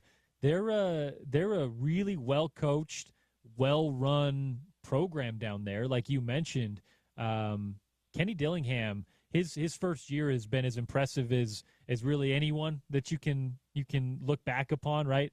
How sustainable do you think that is in Tempe after, I think, a unique perspective on that being in Boulder the last few years? It's hard to say because what's he worth? If they keep winning, someone's going to offer him all the money in the world, or the NFL is going to come calling. I would say after scouting him and playing against him or coaching against him, the guy is a very efficient guy who's very smart. He's been at it for a long time. I don't think he played much. His freshman year or something. He's been coaching forever, almost 16, 17 years. Right. And they're in a prime location. When we were at Jackson State, we talked about as things started getting heated up, where did we want to go? And my whole thing was always looking for places that have big-time airports. Phoenix, man, you can't beat it. And so the place he's at, he can recruit nationwide. They have a great brand. He's young with energy. They got a quarterback, right? He's probably an NFL guy. What you asked me, how long can it be sustained for? I would say as long as they're willing to pay. Who the heck would want to leave Phoenix? That's where all the stars go to retire, for heaven's sake, or they live there in the off season. So the biggest thing with them is always going to be, are they prepared to pay? Are they prepared to get organized? Are they prepared to be a big dog? Because I'll tell you right now, that coach is the real deal. As long wherever he's at, they're going to win. Yeah, that'll be interesting to see how that plays out. I'm with you, and I think because of how he's jumped on the scene, he's kind of bought himself a little window of a little recruiting bump and probably a few years of real competition in the Big 12 Conference. Going to be interesting to see how the Arizona State Sun Devils play out. A big one this next week after the bye week. It is Utah and ASU. Trevor, I'm sure, will be on some sort of coverage, whether during the week or pregame. We can expect some Trevor Riley chat, no? Absolutely, man. Absolutely. I'll tell you this. I went and scouted BYU for us, okay? Okay. I took a look. You're doing some intel. Well, I'm looking at the roster as a whole, and I got to tell you, built very similar to us, okay? They come out. They're running the football with number 4. They're throwing the ball a little bit. Chase Roberts is still doing his thing over there. He had 3 or 4 amazing catches. He's awesome. But I didn't see a whole lot of down-the-field presence either, okay? So they got 11. They got 2. They got 4. And so I'm looking forward to that game. I know that's in 3 weeks, but these are 2 teams. I've seen the Utes live now, and I've seen the Cougars live. Very, very, very similar in a lot of ways. Their quarterback's a little more power, but he'll run the ball now. Our quarterback's can be a little shifty. They got a bruising tailback. We got one. I like the way this is looking in 3 weeks. I got to tell you, I'm excited for Arizona State. But, Porter, I'm salivating for 3 weeks from now that we got BYU Utah, baby. Patience, Trevor Riley. Patience. Hey, man, I don't lose to BYU, okay? 4-0. And I'll tell you what. When I watch them, it looks like that's a team we're going to match up well against. I'm telling you. So Arizona State will be a good test. They got some guys that can get down the field. They got some guys that can match coverage similar to Texas Tech.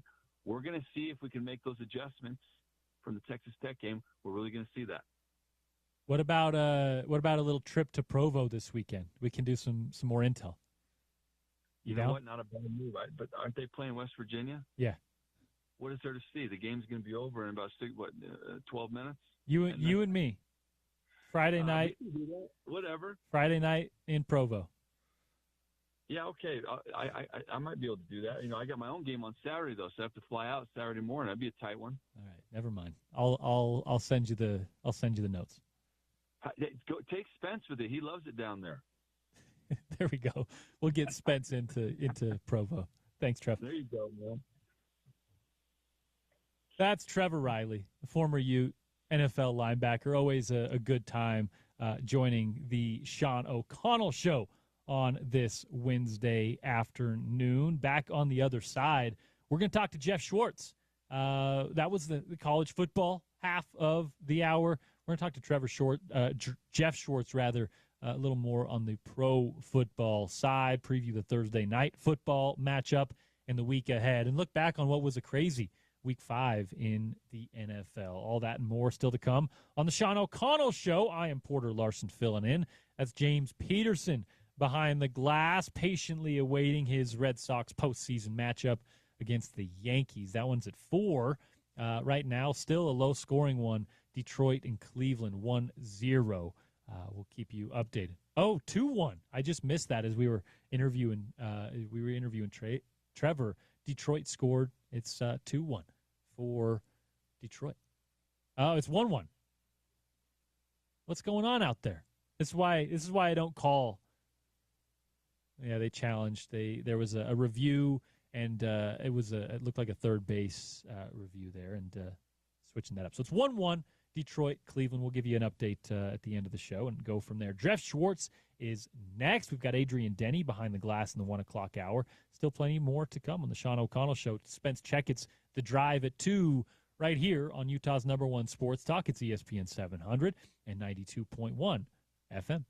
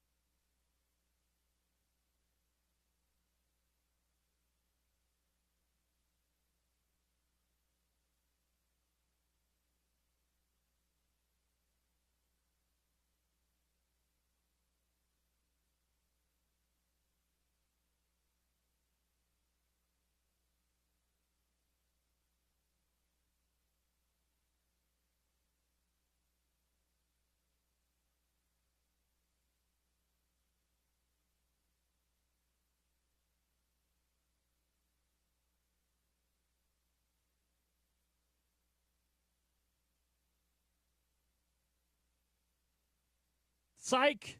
No OC. Sorry. It's me, Porter Larsen, producer of the next show on the station, The Drive. That'll commence about 2 o'clock. Spence will be here in studio, and we'll be going till about 6 o'clock. But this is the Sean O'Connell Show, each and every day from 11 to 2 on ESPN 700 and 92.1 FM. Of course, if you miss any of the Sean O'Connell Show, just head over to the Listen Live tab, ESPN700sports.com, the ESPN 700 app, free on the App Store. Head over to your smart speaker. Just say play ESPN 700. It does work. I've tried it on mine.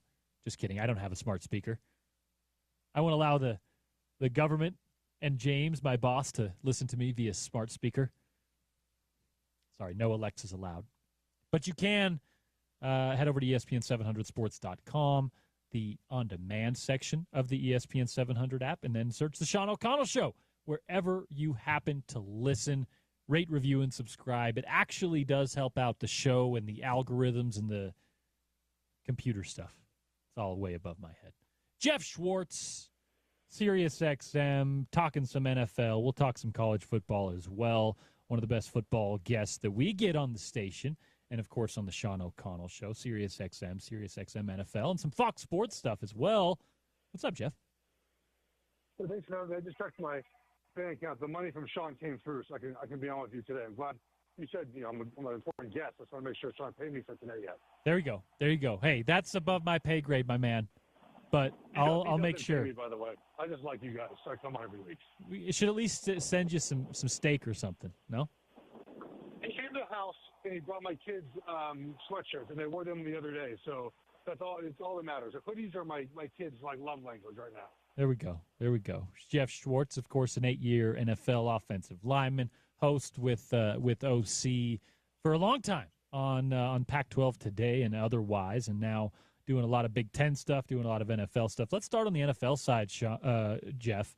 We've got a Thursday night football matchup tomorrow. We carry the Thursday night football games on this station, so I always like to get a good preview. We've got the 3-1 Niners, the 3-1 Rams. Both of these teams 2-0 on the road, which has been interesting, but their records are identical, but they've gotten there in completely different ways. It's interesting to watch, but how have you consumed the first couple weeks of this division that looks like may come down to the Rams and the Niners who play tomorrow? Well, I was super high on the Rams in the preseason, right? Me too. I think you look at the way they finished last year and the personnel, and you a lot of times, the winner of a division, it's very simple, right? It's like the best quarterback, first of all, the best coach. Like, look around the NFL. It's pretty simple. And in this division, that was the case, right? It was McVay and Stafford. And then, of course, all preseason, Stafford's hurt. And you're like, what is happening here? And I kind of backed off my Rams case. And they've proven me wrong because Matt Stafford's been healthy, right? Every week he's gotten better. Week one was a little tough. He hadn't played all preseason. All of a sudden, and then he got better and better and better. We saw it happen last week with that great throw at the end there to Tutu to win that game. So the Rams are healthier, which is hugely important, right? You have a short week, and you have a beat-up team, right? Purdy, as of right now, I feel like he might play, but he's toe soreness, which happens, right? But this is Sunday, there'd be no question. But because it obviously is Thursday, it's a little bit different. You have all the beat-up guys, the wide receiver, and obviously Kittle's out, and Bosa's out, and it just feels like the Rams are just a better team. And they get this game at home, and for I think it was 3 years in a row, the Niners won every one of these games except the NFC Championship game, and now it's flipped the other way around. The Rams have been more successful lately, so I think Rams win this game. They cover I think it's 7 points is a lot in any NFL game, but I think the Rams are certainly the better team right now. I'm with you there, and they're just healthier. They're just they're rolling on all cylinders in a way that the Niners are not. Speaking of rolling on all cylinders, Puka Nacua, man, just keeps churning out performance after performance, 10-plus catches, 100-plus yards. Seems kind of like the norm for him. Obviously, it's still early in the season, but give us the Jeff Schwartz take on Puka Nacua's performance and how sustainable it really is. Well, what the important part about what he does, I think it was really underrated. first of all, it's Pac-12 legend, clearly, right? You want to make sure that that's in there. There we go. You go to Pac-12 school, you become, Pac-12 lifer, of course. It's just the importance of route running, right? And the details that go into that position. I think a lot of times, we just think run fast, right? And run to the open area, and it can be a lot of that, right? The faster guys tend to do well, but it's also just about, again, like, do you know where the defense is going to be on the snap? Do you know where they're going to be post snap? Do you know what the goal of the play is, right? Do you know how to run the right routes? All these things are super important to the success of route running. And Puka Nacua is really good at all of it. And, of course, obviously, you have a quarterback at Stafford, and, with Devontae Adams is helpful, too. Can maybe pull a couple defenders away from you. But he's at this pace that just feels unsustainable, right? I mean, he's on pace for 170 targets. That's some insane amount of targets, right, which just feels incredible. But it goes back to his preparation, his route running, and the chemistry with Stafford. Let's zoom out on the NFL, some of the matchups coming up this weekend. You've got the 49ers and Rams that you'll get on Thursday night here on the station. Vikings-Browns. Vikings have, gone back and forth on their QB situation. It's been interesting to watch that. How about the Colts? They are 3-1. They've got the Raiders this week. They should get to 4-1 at home. I mean, Daniel Jones is a guy who obviously started in a bad situation in New York, and he didn't make it look much better. So I think there's a hesitancy to give him much credit in Indianapolis. And let me be clear, I don't necessarily think he's like the long-term guy. But 3-1, they've won their two games at home, and he's looked pretty good. What's going on in Indianapolis, and how real is that? Yeah, so here's really interesting, right? Because there's two things happening, I think. One good and one probably bad. The one good is that, Shane Steichen, I think we all think is a good coach, hasn't had a good quarterback. And they never gave the chance to Anthony Richardson to succeed. But I think we all believe that he gets something out of Daniel Jones. He's gotten the most out of it. Now, how sustainable is it? I don't know. But I think it's proven that Steichen can call an offense, right? Like it's known now. It's proof of concept. And, how long this lasts, I don't know. Probably not the whole season, because there's a reason why Jones has not been starting and not been successful in the NFL. He doesn't become great all of a sudden by playing in this offense. But I think long-term, it's a little damaging because you end the season wherever you are this year with still no quarterback in the future. Jones is not your quarterback in the future. You with Anthony Richardson, you're going to draft. Let's say you win the division. I mean, right now they have a good enough chance to win the division. You draft in the low 20s, and I mean, you're kind of in the cycle again. We don't have a franchise quarterback, and you have to go get yourself another veteran. Now, I get why the short-term great success for them, but long-term, I don't know if this helps them very much, but just enjoy the ride while it lasts.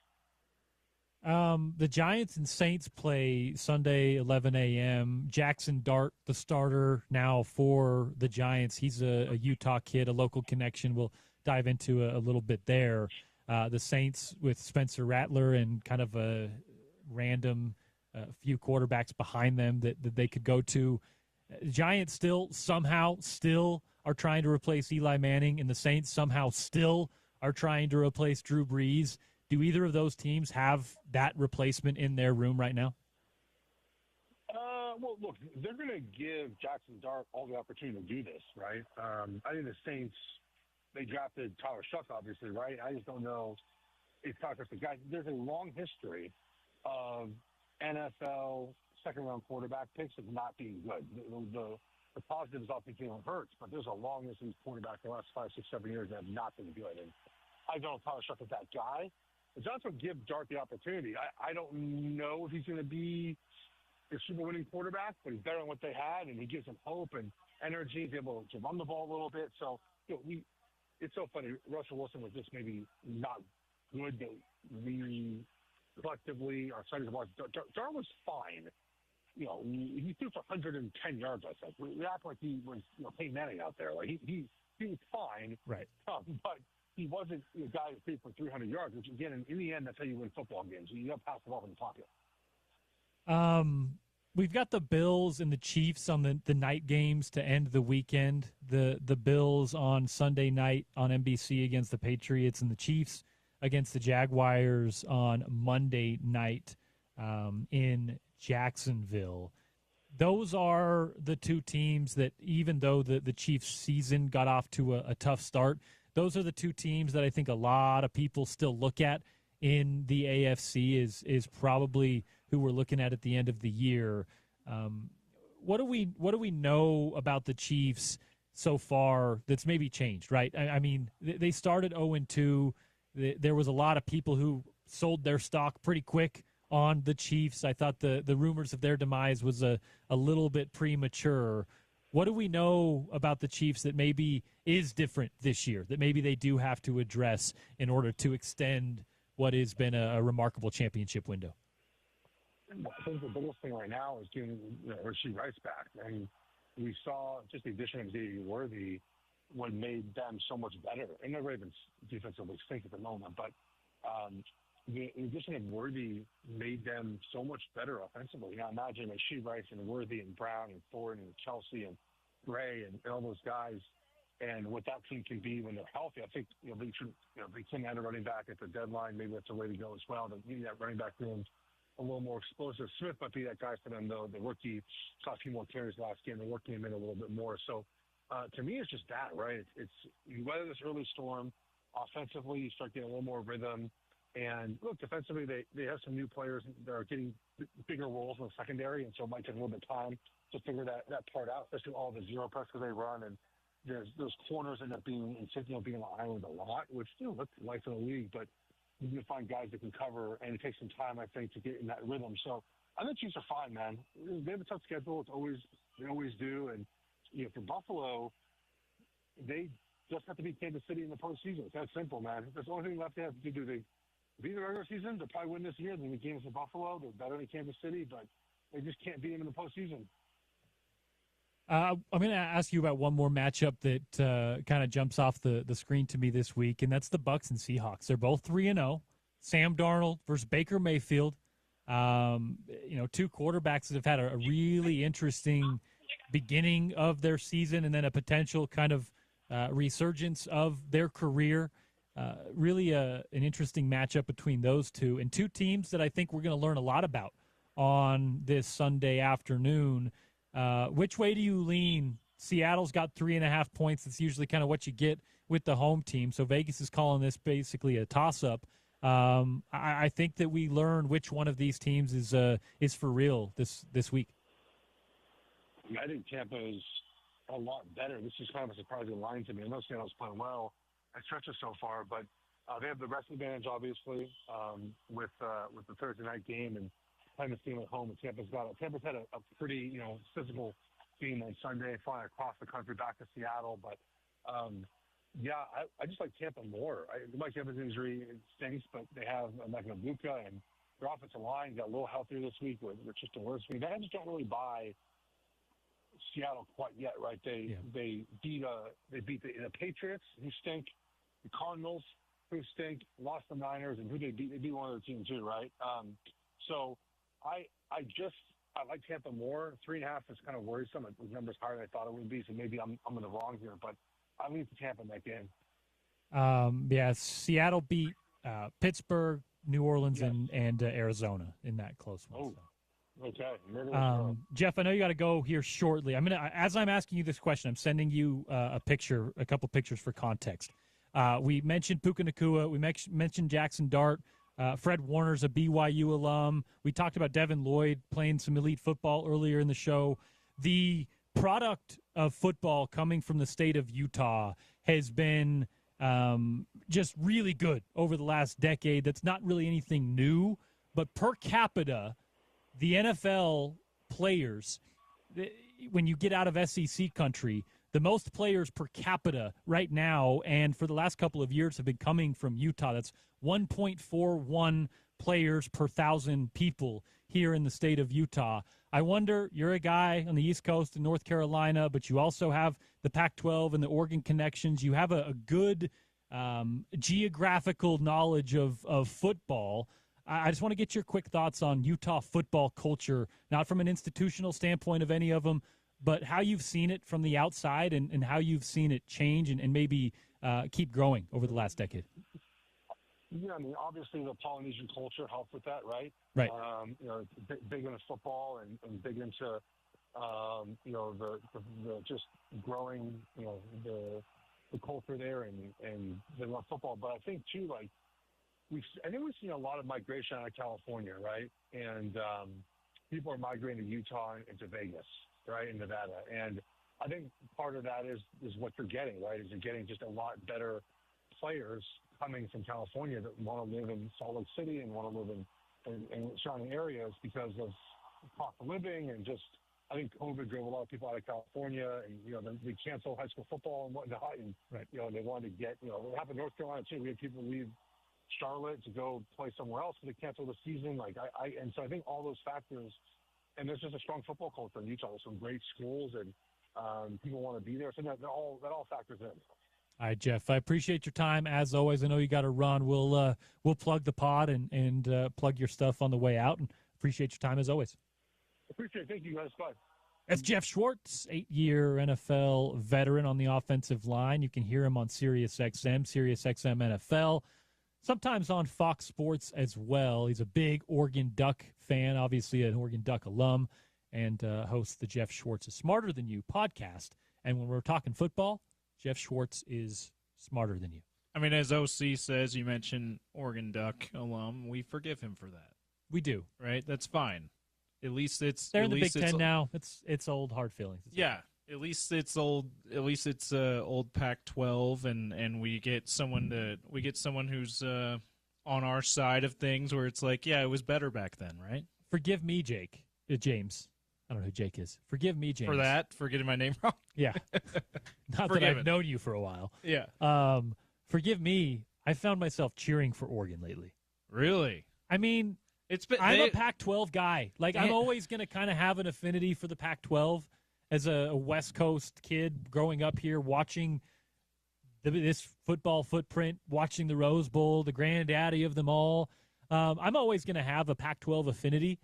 And Oregon is the team that went to the Big Ten and is doing the thing. Yeah. USC and UCLA, come on. USC's looking all right. But Oregon might not lose a football game this year, and they might beat everyone by 10 points. Yeah. And I find myself kind of enjoing it. Yeah, sorry to cut you off there. And you can't help but root for a guy like Dan Lanning. He's awesome. The guy when he said that made headlines before the Colorado game.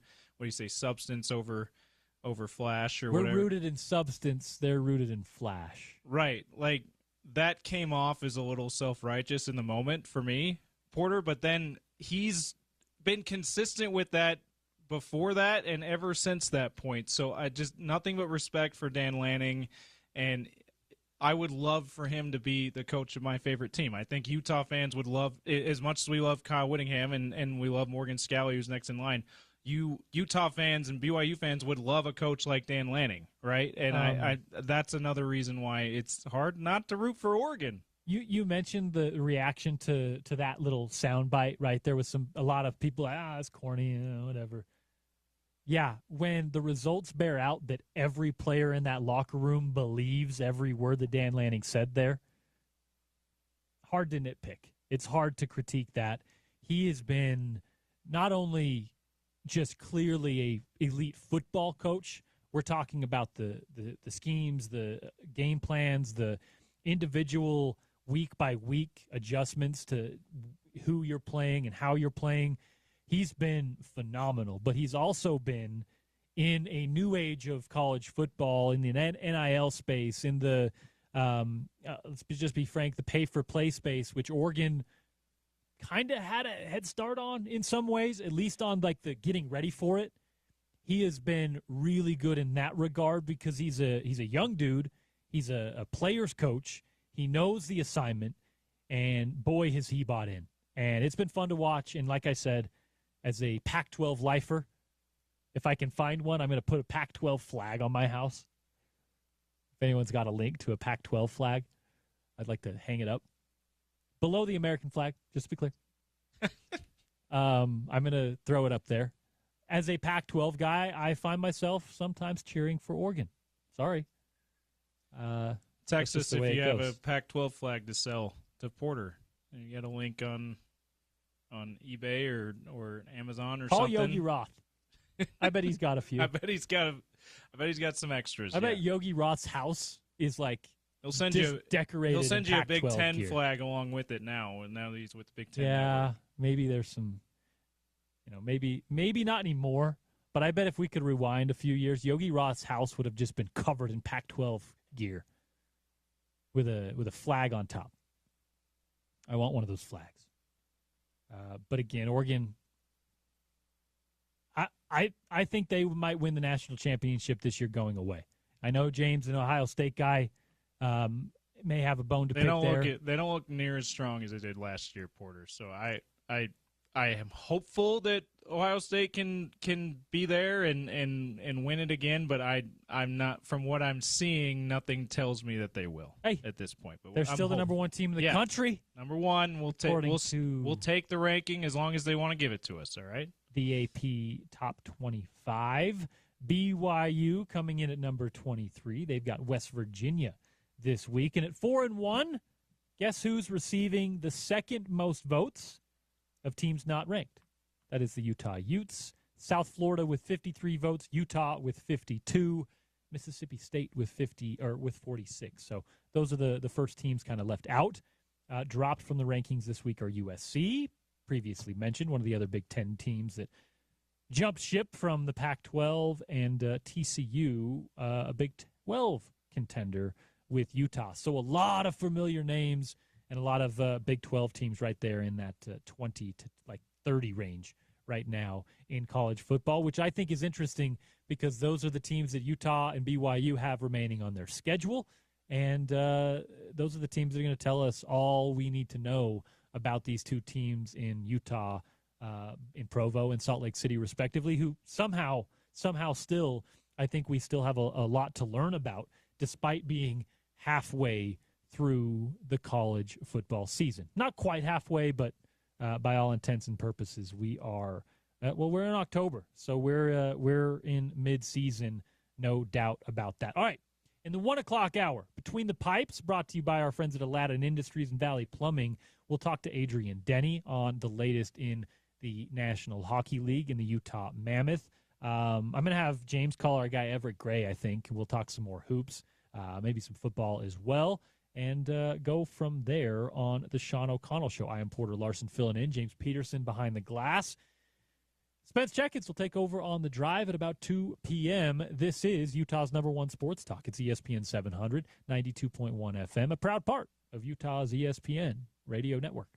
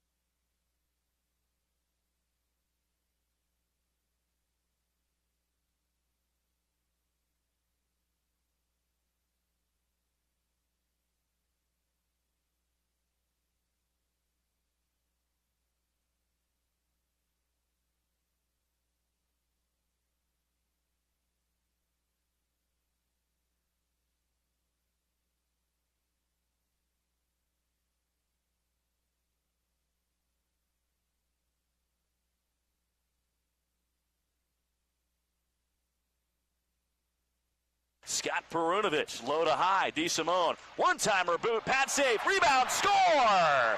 Cameron Hebig knocks it in, and Utah is on the board here in Boise. Last night's 3-2 loss to the LA Kings. That was a preseason home game in Boise. That's right, a preseason home game in Boise, courtesy of the NHL. Adrian Denny, Between the Pipes, brought to you by Aladdin Industries and our friends at Valley Plumbing. He joins the Sean O'Connell Show each week during the NHL and Utah Mammoth season. Adrian, how are you, my friend? Been a while. What's up? What's up, Porter? How you doing, man? Doing well. Appreciate your time as always. Let's first off, a little recap of preseason so far, and we'll get into what will be the first event at the Delta Center, and, of course, get into the ice in regular season, which is not too far off. Yeah, preseason 7 games this year. Next year, the NHL is going to 4 as part of the new collective bargaining agreement. So training camp next year is not going to seem quite as long as it has been. And for Utah, they've, like all the other NHL teams, have used the first week and a half of camp and the first 4 or 5 preseason games just to really get their prospects in the middle of it and get them into some NHL action. And Utah has 5 first-rounders that have been on the ice in training camp, and some American Hockey League guys from the minor leagues down in Tucson that have had good camps, and they've given them some ice time, and now we're really going to get into the preseason here, going into the final 2 games at Delta Center Thursday and Saturday. That's when we'll really start to see kind of our lineup for the first time all together versus, say, what we had last night, 9 NHL regulars out of the 19 guys that dress. But head coach Andre Tourigny was pretty pleased with the prospects last night. Cole Beaudoin was out there. Gabe Smith, you just heard the goal that Daniil Boot set up that was slammed home by Cameron Hebig. They played a good, heavy puck possession game. It wasn't without its adversity, but he liked how they responded to the adversity after giving up a couple early goals and pushed back and kind of took control of the game. What questions does Adrian Denny still have? 2 games left in the preseason. I know a lot of the discussion around those 2 games is going to be about the arena and the new looks downtown Salt Lake City. But on the ice, what questions remain for Adrian Denny before we get preseason wrapped up? You know, Porter, I think the biggest question is opening night roster. Is Alexander Kerfoot going to be healthy? He's listed as week to week right now. He practiced the first day, and he's been out since. We've had several other guys day-to-day. Jack McBain has been day-to-day. He was back on the ice today at practice. Logan Cooley is day-to-day. He was on the ice yesterday in a non-contact jersey, but skating. But really our question is, in terms of a roster spot, is Alexander Kerfoot going to be healthy on opening night? And if not, who is in that spot? Because coming into camp, pretty much every roster spot was taken by a player that was an everyday player for Utah last year or an everyday player in the NHL. So if there's one spot right now, it looks like it's going to be Alexander Kerfoot, and who takes it? Daniil Boots had a great training camp. You've got Kyler Yamamoto, who's played over 300 games in the NHL, who went up and down last year between Utah and Tucson and the American Hockey League. And that's kind of who Mike and I feel, you heard Mike calling that goal right there, Mike Foltz, our radio play-by-play announcer on SCG Media, who we kind of felt takes that spot because he's just kind of that versatile, do-everything piece for the Mammoth. So far in the preseason, although they've played separately a bit, we've only seen one game where Dylan Guenther and J.J. Peterka have shared the ice, and it looked really good. Generated 2 goals and a bunch of other opportunities. You want to see more of that before we get to regular season? Oh, yeah, I think the fans want to see that too. That game in Vegas on Thursday night was tons of fun because of those guys. They were playing with Barrett Hayton. At the beginning of camp, they started out with Logan Cooley, and that's kind of what we expect to be that forward line is Peterka, Cooley, and Guenther, and the speed that they have. But watching Peterka and Guenther play together, it was a good thing, and Peterka can just create offense just out of anything, and he can shoot from the right, he can shoot from the left. Gunther's got that shot, one of the best in the NHL. He's been going to the net too. That's one area of his game that he's focusing on this year is he can score 27 goals blasting them from the left wing circle, but maybe you get 10 or 15 more by crashing the net too, and that's how he's got his pair of goals in the preseason. And we were talking with Dominic Moore, one of our television broadcasters, and he felt that Dylan Guenther might be the most improved player for Utah in training camp, which would be saying something for the 22-year-old starting just his second full NHL season. Now, what about availability on the roster? Obviously, you've got a couple games in the preseason left. You're not going to, run your first line out there and get guys banged up if you don't need to. Coming into puck drop, Logan Cooley, Jack McBain, Alexander Kerfoot, who you mentioned earlier, have been dealing with injuries. Liam O'Brien is back in mostly full strength. But I wonder how you see the roster and their availability as a whole as puck drop approaches. You'd like to get them a game together in the preseason if it fits. If a guy's 97, 98%, you're probably like, yeah, we're good. But if a guy's 100% and he's ready to play in a game, and the extra day or two isn't going to number one help him just stay rested, stay sharp, but be able to be 100% from a health standpoint, I think he'll wait till the start of the regular season. I know head coach Andre Turney told us yesterday that he's just so excited to be back at Delta Center and just to be in that atmosphere, and he wants to play as many of the stars as possible as makes sense. Obviously, you're not going to put somebody out there that's not 110% in a preseason game, but it is on the mind of Coach Bear that we want to put on a show the second we're back in Delta Center. And you mentioned it right there, back in the Delta Center. It's a different look Delta Center that we're going to see for the first time tomorrow. Tomorrow, the first events at Delta Center will go on since, April? I think the last time that venue was in use. Were you able to get the little tour before they take everyone in for the first game? I was not on the tour yesterday, Porter, because I am such a hockey guy and such a blue-collar, nuts and bolts morning skate guy. I came over to morning skate here at Southtown and watched the team practice, but our producer of Hockey Night in Utah on the radio, Will Trubshaw, was part of it. And that riser system that they've installed to give it a unique setting for both hockey and basketball sounds incredible. He said that they had both sets of risers out yesterday. That one side was hockey, one side was basketball, and he said you would not believe the difference from looking at it with your eyes, how steep the hockey risers are compared to the basketball risers. So that's really going to be fun to see. It's something that's never been done before, but it was something that was important to SEG. We got to keep Delta Center as the best home court advantage in the NBA when the place is rocking. Don't want to lose any of that. And it's always been that way, right? You know that. Growing up in Utah, when the Delta Center's crazy, it's just the way the building's built and the seats are configured and everybody's on top of everything. But we wanted to do the same thing for hockey, and now the arena is going to be fully in the round for hockey. The curtains and the banners are gone from last year, and it's going to be ready to go for tomorrow. How noticeable was that last year? I know obviously it was something that they were going to get done long-term regardless, but I want to know how noticeable the atmosphere change was and how noticeable it was that when you were in that venue watching a hockey game, it was, I would say, at least very obvious to you that you were in a basketball arena, no?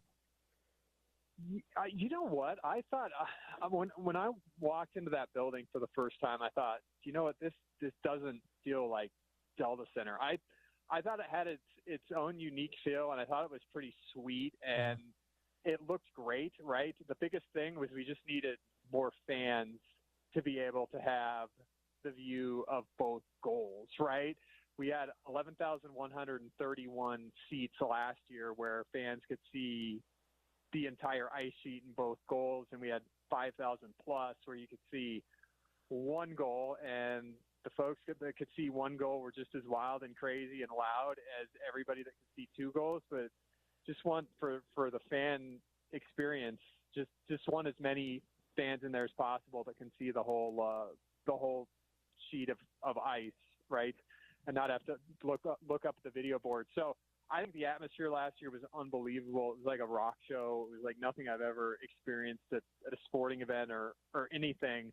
So I think the biggest difference is going to be just adding those 1,100 extra seats for this year and additional thousands of seats for phases 2 and 3 to ultimately get over 17,000 that have a great view of the ice. But man, did they ever do a great job last year with those banners and with those curtains, making it look like, boy, you could have told us this was a hockey arena and we would have believed you. Yeah, they certainly did a good job of like covering that up and getting a good atmosphere. I mean, if you watched on TV, it looked like one of the better atmospheres in the National Hockey League. You wouldn't have known that half of those fans couldn't see a good portion of the game, right? Which that's a testament to, yes, number one, the environment, but also the fans that were just really excited to see a product, even if they could only see 3/4 of it at certain times. It's interesting how they had to do that, but I am very excited, Adrian, to see the new product in a hockey form, in a venue that is built for the game. I'd like to get one of those seats down there close just to see what it's like. How big is that when, you're talking about a home ice advantage, but I'm talking just night to night when, you have this fan base that you can rely upon being there and being active. How big is that for a team, especially a young team in the Utah Mammoth, that are, they're trying to maybe make a playoff run this year? Yeah, the home record the second half of the season last year was as good as anybody in awesome. in the NHL, and the fans were just phenomenal, and just from day one, right when they got off the plane from Arizona in April of 2024, like that set the tone of what this is going to be like, and for the team, we're watching the games last year, like they're playing good first half of the year at home. They're in every game, but it just took a little bit of time to get used to that new home and just take the, not grip the sticks as tight.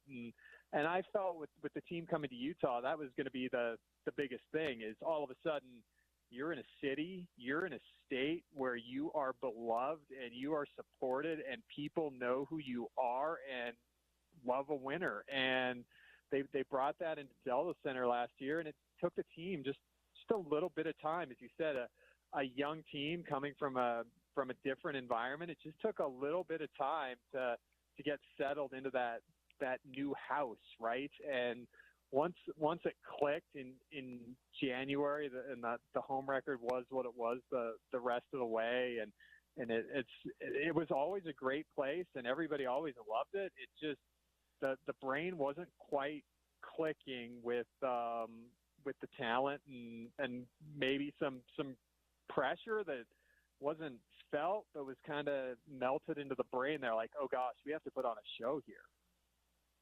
Yeah, it's a lot of pressure when, number one, you're starting a new franchise. You are, trying to compete, but you're also trying to put a new product out there and sell a new product, which sometimes is a completely different job than trying to win hockey games. So, that's going to be part of the conversation as we go along. Adrian, on the ice, Utah is a team that is improved again over last year. They've made a few trades. They've got some new draft picks to play with. How realistic is and I don't want to say a playoff run, meaning they're in the postseason and making a run to a conference finals. I'm talking about, just late in the year, late in the regular season, we're talking about this team as a contender to get into the playoffs, to make an appearance in the postseason.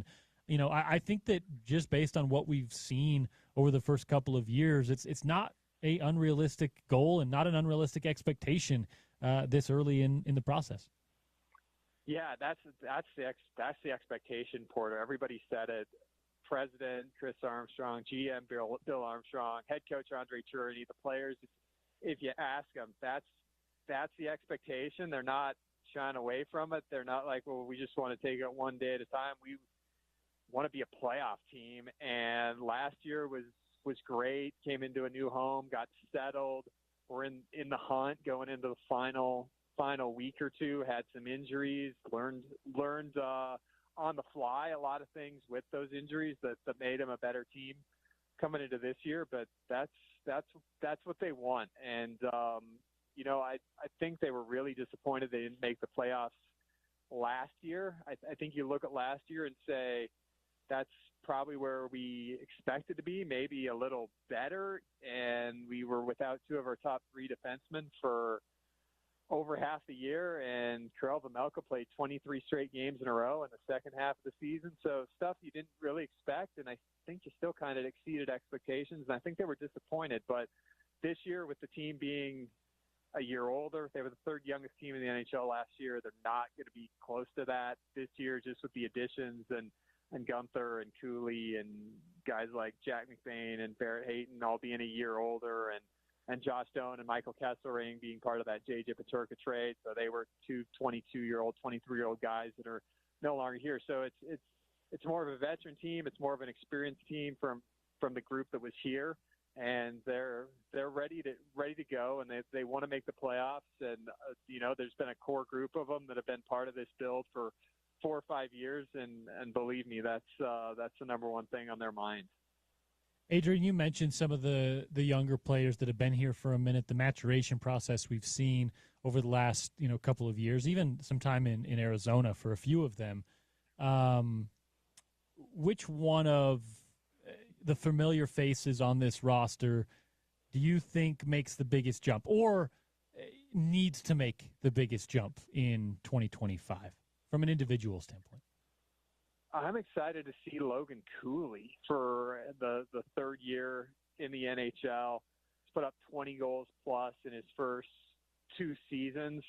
That's a player I think can keep going. Talks about Dylan Gunther earlier and the stuff that he's able to do, and maybe it's just a threesome of Peterka, Gunther, and Cooley, because Peterka's 23, Gunther's 22, Cooley's 21. Expected to be on the same forward line together. Seeing what those guys can do collectively, I think we could see a huge jump just out of those three altogether. Yeah, I don't think you're alone in having some excitement about just what that front line as a unit can bring. I don't know that we really know what to expect the numbers to look like just between the three of them. They're all just so good at creating. You mentioned Peterka specifically. It seems like he can just, for himself or for others, create opportunities out of kind of chaos in front of the net, right? There's a lot of opportunity there. I don't know how it's divvied up between the three of them. That's something that, like we've alluded to, we need to see them on the ice together to get an idea what that looks like. But, man, I think that is probably the main thing to be excited for and to look for Utah is that front line. I'm in agreement with you on that one, Adrian. Yeah, man. And when Utah sees those three together, they are so fast, they're so skilled, and they're so creative. Like it's going to be something that takes the Mammoth to another level in terms of how excited the fans are to watch the team. On the back end, we had a trade. Yeah. What's the move at goalkeeper, and give us the latest on the move today? Yeah, so Connor Ingram was traded to Edmonton for future considerations, and he's always going to be a huge part of the organization. He started the first ever game for Utah last year against Chicago, earned that victory. So he's the starting goaltender coming out of training camp, and then his mother passed away from cancer in November, and he was away from the team for a little bit, and then in March went into the player assistance program. And what the fans came together to do the letters they wrote to Connor Ingram, and it was a really special part of the first year. He got out of the player assistance program in August. Utah going into free agency in July signed Vitek Vanacek, the backup for the defending Stanley Cup champion Florida Panthers, just to make sure, right, with no information on Ingram's status. You don't keep in touch with players from a team standpoint when they're in the player assistance program.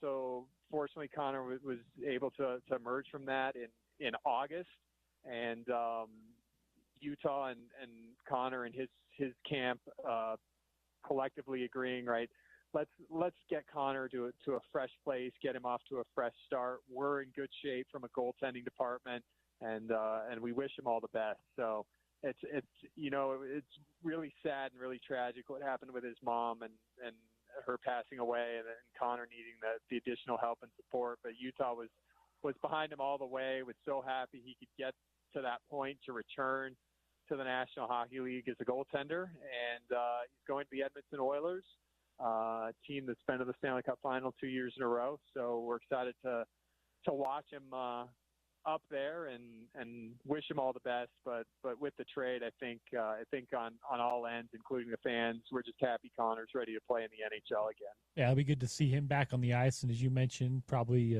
plenty of affinity for Utah Mammoth fans. For one, Connor Ingram. What does the updated, recalibrated goalkeeper room look like for the Utah Mammoth now as we approach puck drop?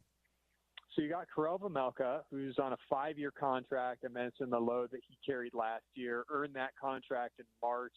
Very much so. The 23 games. I think maybe one of our signature games at Delta Center last year was when he stopped 49 of 50 in a 4-1 victory against Carolina. And from that point on, really took the reins and that became another fan favorite with the veggie chants and the veggie heads. Broccoli Brandon, one of our favorite fans, getting that started. So he's going to take the load. He loves being a fan favorite. He said it's something that really hasn't happened in his career, so he's embracing that. He's going to be the starter.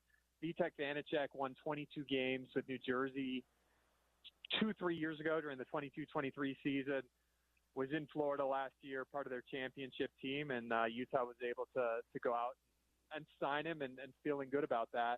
Both players, Vejmelka and Vanacek, from the Czech Republic, 2 of the 9 goaltenders from that country in the NHL here. So we've got that connection, and we also have another Czech goalie in our system, Michael Robel, who we're really excited about his future coming up. So I would say, Porter, Veggie probably starts 2 of 3 games to start the season, and we'll see how it goes from there. But during the course of an 82-game season, if Veggie starts 50, 55, that leaves 30-ish for Vanacek, and I think that's a good spot to keep Vejmelka from having to go every night, and Vanacek, a very quality NHL goalie that you mix in there and feel pretty good about. All right, Adrian, that's a lot of info, a lot of good insight for the Utah Mammoth ahead of the regular season. 2 more preseason games, both at home at the Delta Center. The first events at the Delta Center since this spring, and, of course, it'll be a new look. So tune in for that, and maybe head down and see the new look Delta Center while preseason ticket sales, I'm sure, are plenty more affordable than the regular season. Adrian, give us a preview.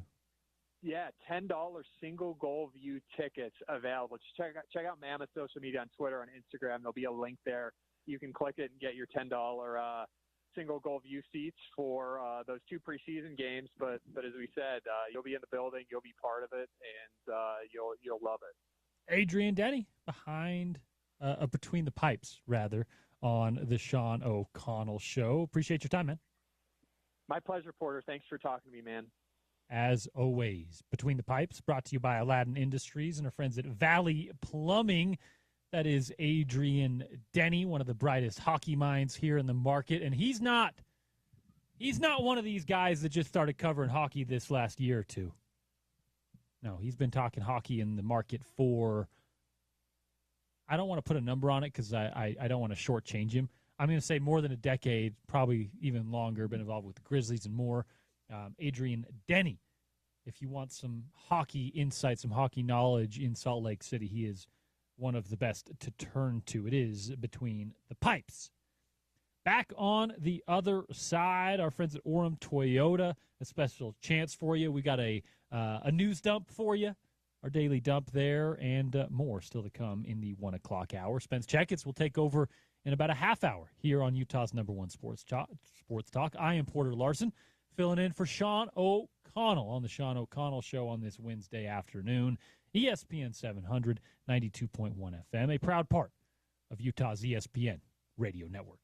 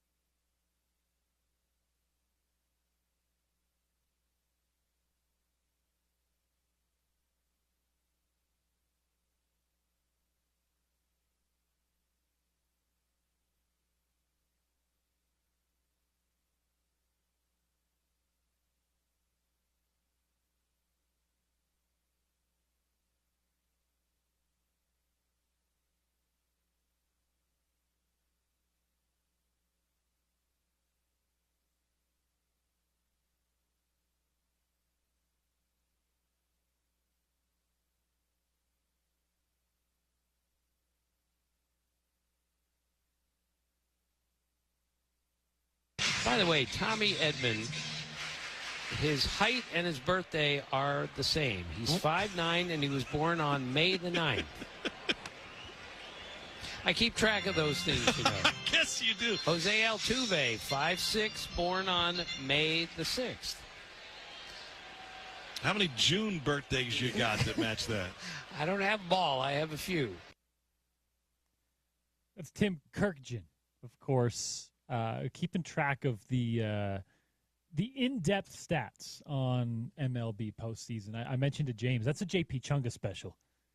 Oh, the JP Chunga, who is a friend of Tim Kirkjian's, by the way, because he went to school with Tim's son at Syracuse. Yeah, maybe it's a Q's thing. Yeah, maybe it's a Syracuse thing. Yeah, I laughed out loud. I'm doing dishes at night, which is now part of my life it's a lot of the baby dishes, washing the baby bottles and stuff. That's a nightly chore of mine now as a young dad.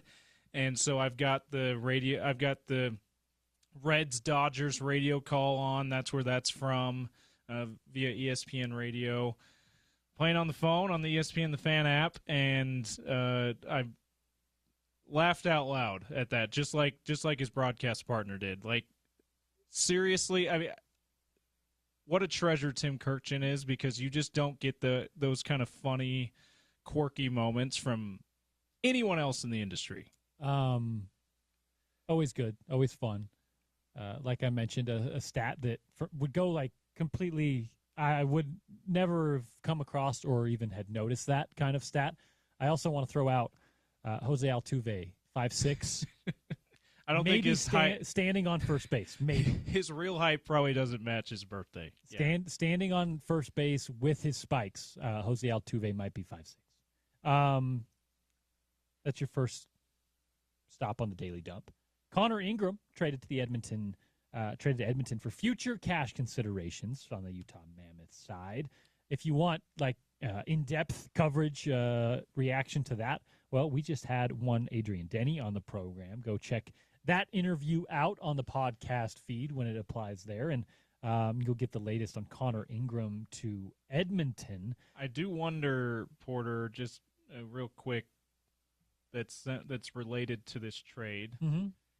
I do wonder how much that having Connor Ingram as a depth piece for Edmonton's goaltending might improve that come playoff time next year, because that's been a noticeable weakness for the Oilers. This is true. They probably have the most talented team in the NHL besides at goaltender. And Connor Ingram is not going to be a guy that fixes that completely, but I would think that it improves the depth at the very least. So I just wonder what kind of impact that has if we do see Connor Ingram play for the Oilers, especially in postseason. I think you'll probably see him be their second or third guy. You know that NHL teams usually like to have a semblance of a kind of a 3-man, 2-guy rotation at the goalkeeper position. Look at us hockey experts over here. Of course, a very much a lead guy. That probably isn't Connor in Edmonton if you're trying to be a contender in the NHL. But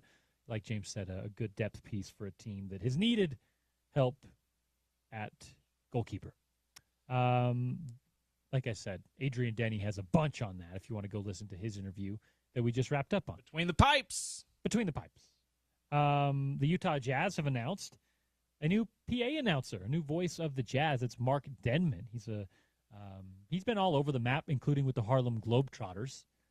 And he will replace longtime voice of the Jazz. That was Dan Roberts, who retired after last season. So, James, a new voice in the Delta Center, one that you've heard your entire life and then some. Yeah, we knew that this was going to be happening because they announced really early on Dan Roberts' retirement last season. But I will say it still caught me off guard seeing that announcement. Hey, they've introduced the new PA voice of the Jazz.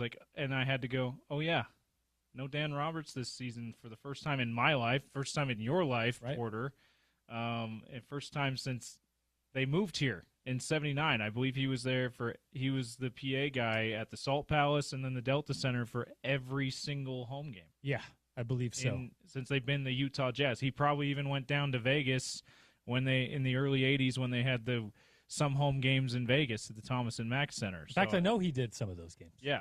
He's talked about it on the show before. So we're going to get Dan on the show with Spence sometime soon just to look back and get a perspective on this Utah Jazz team as well. So Mark Denman. It's certainly going to sound – it's certainly going to make you go, this doesn't sound – that's different. This is different. Yeah. It's certainly going to be different at games this year with the new PA voice, but looking forward to it. It sounds like Mark has spent most of his time in the Atlanta and Alabama area based on his Auburn, based on the press release. The Atlanta women's basketball team, he did a bunch with the Atlanta Braves. Yeah. A little bit, and then like I mentioned, his main gig for a minute was with the Harlem Globetrotters. So I don't know unless he traveled with the Globetrotters, and I've been to a couple of Globetrotters games. Maybe I'll recognize his voice from that, but I don't think I'm familiar with Mark at all. So This will be interesting. Nope, it'll be a new voice for just about everyone in the arena. But looking forward to meeting Mark, and we'll probably get him on the shows as well. Speaking of Atlanta. How about this? Brian Snitker not returning as the Braves manager. He just barely won the World Series. Thank you. As someone who is a Mets fan and doesn't like the Braves, I like this. I mean, I know, like you said, he won a World Series in 2021.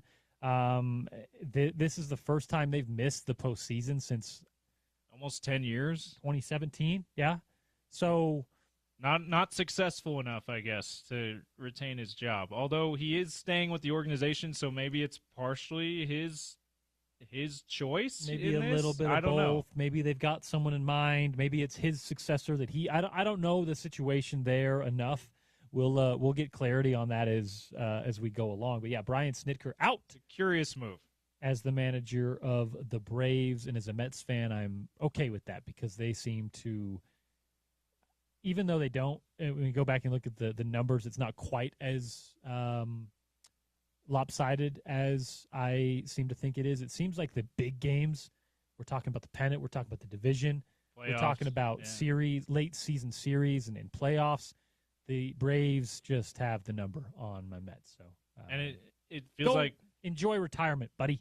Feels like it's been that way since the early 90s, too. Like when the Braves really got things going with Smoltz and Maddox and Glavine and Chipper Jones and company.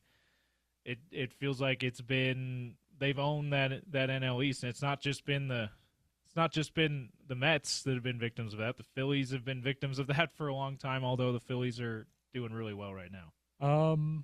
Rockies also dismissed their general manager. Schmidt, after 119 losses on the season. Yikes. So that one a little no more arguments there. Yeah, that one a little more understandable. They haven't been very good. Other baseball news. Albert Pujols, according to The Athletic, a leading candidate to be the Angels' next manager. What do you think of that? Because it feels like a no-brainer. Hall of Fame great player. Of course they'd be a great coach. But it doesn't turn out to be that way most of the time. It doesn't, and I have also just never really thought of that or seen that or thought of that as like a lane for Albert Pujols. Yeah. Like some guys in their interviews, in their public setting, seem like a coach. Like just watching them play, they look like coaches out there. For instance, if Britton Covey retires and is no longer on the Philadelphia Eagles practice squad, and he is coaching, whether at Utah or elsewhere, zero surprise. Yeah. He's either going to be leading a business, leading some church calling, or coaching football.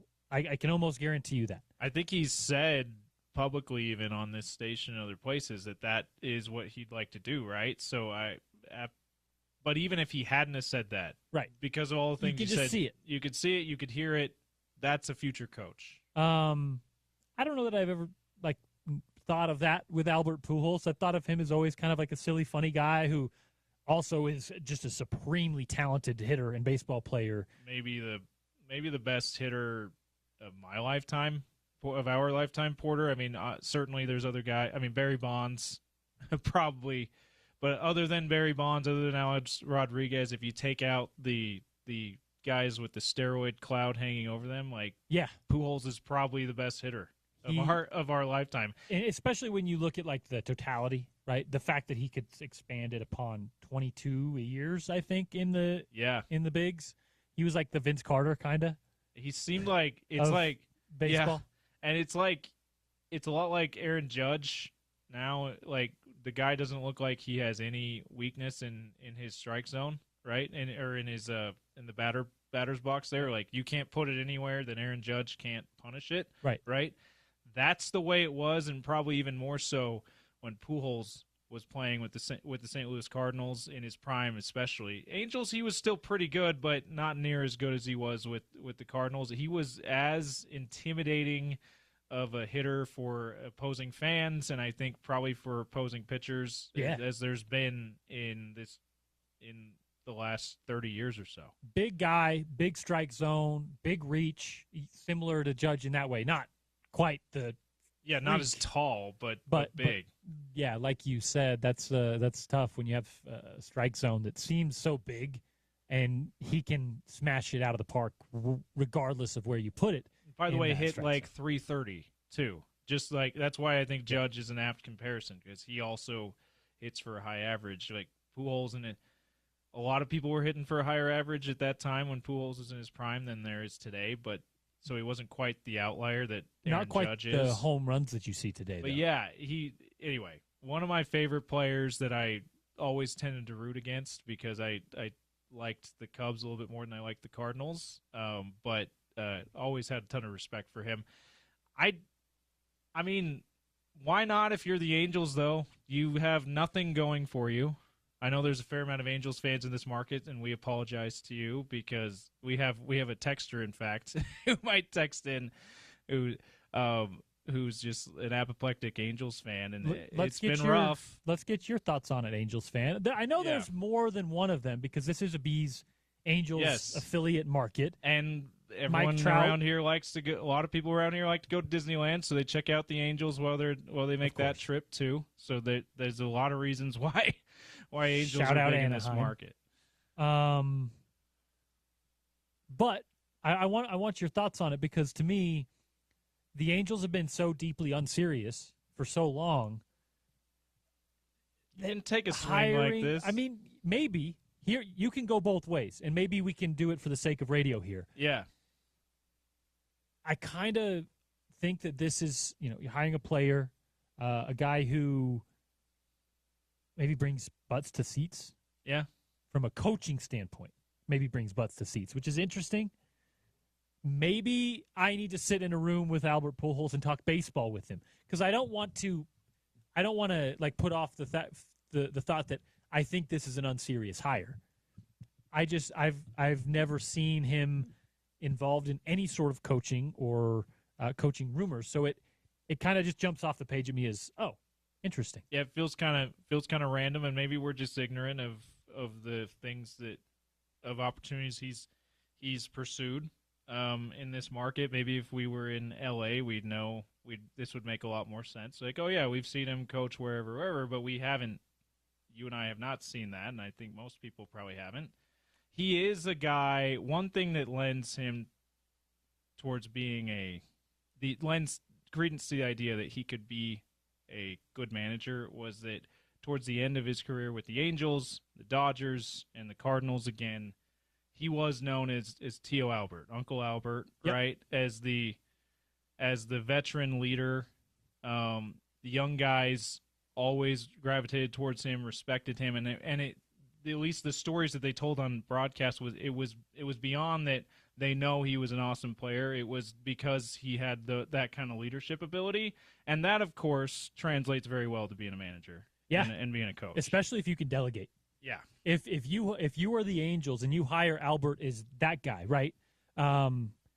Someone who is a leader, someone who is an emotional leader, and someone that these young players can look to as a Tio, as you said, right? Uncle Al.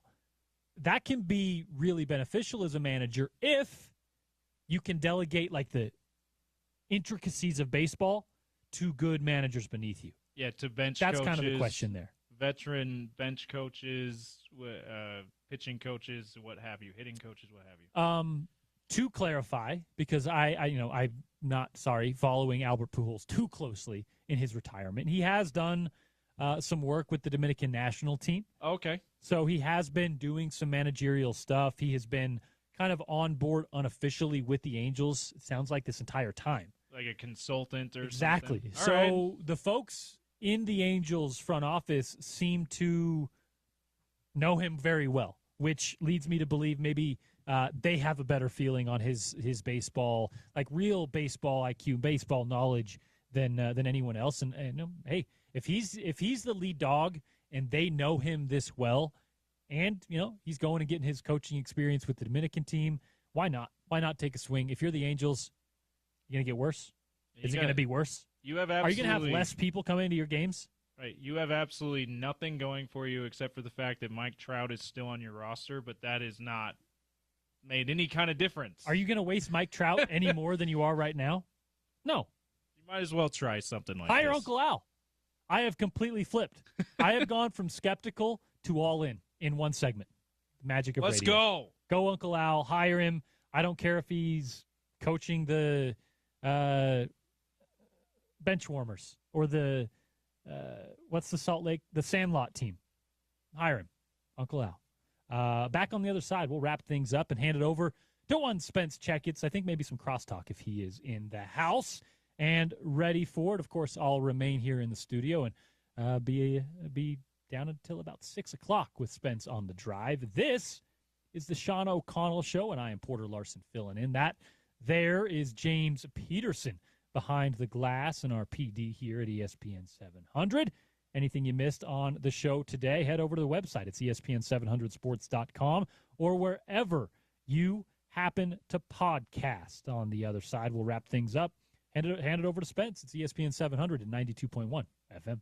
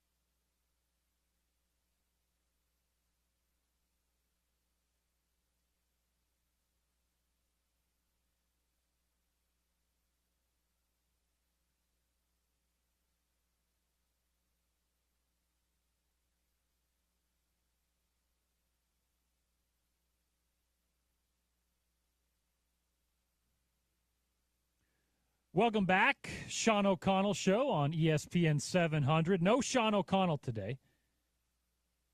He is out.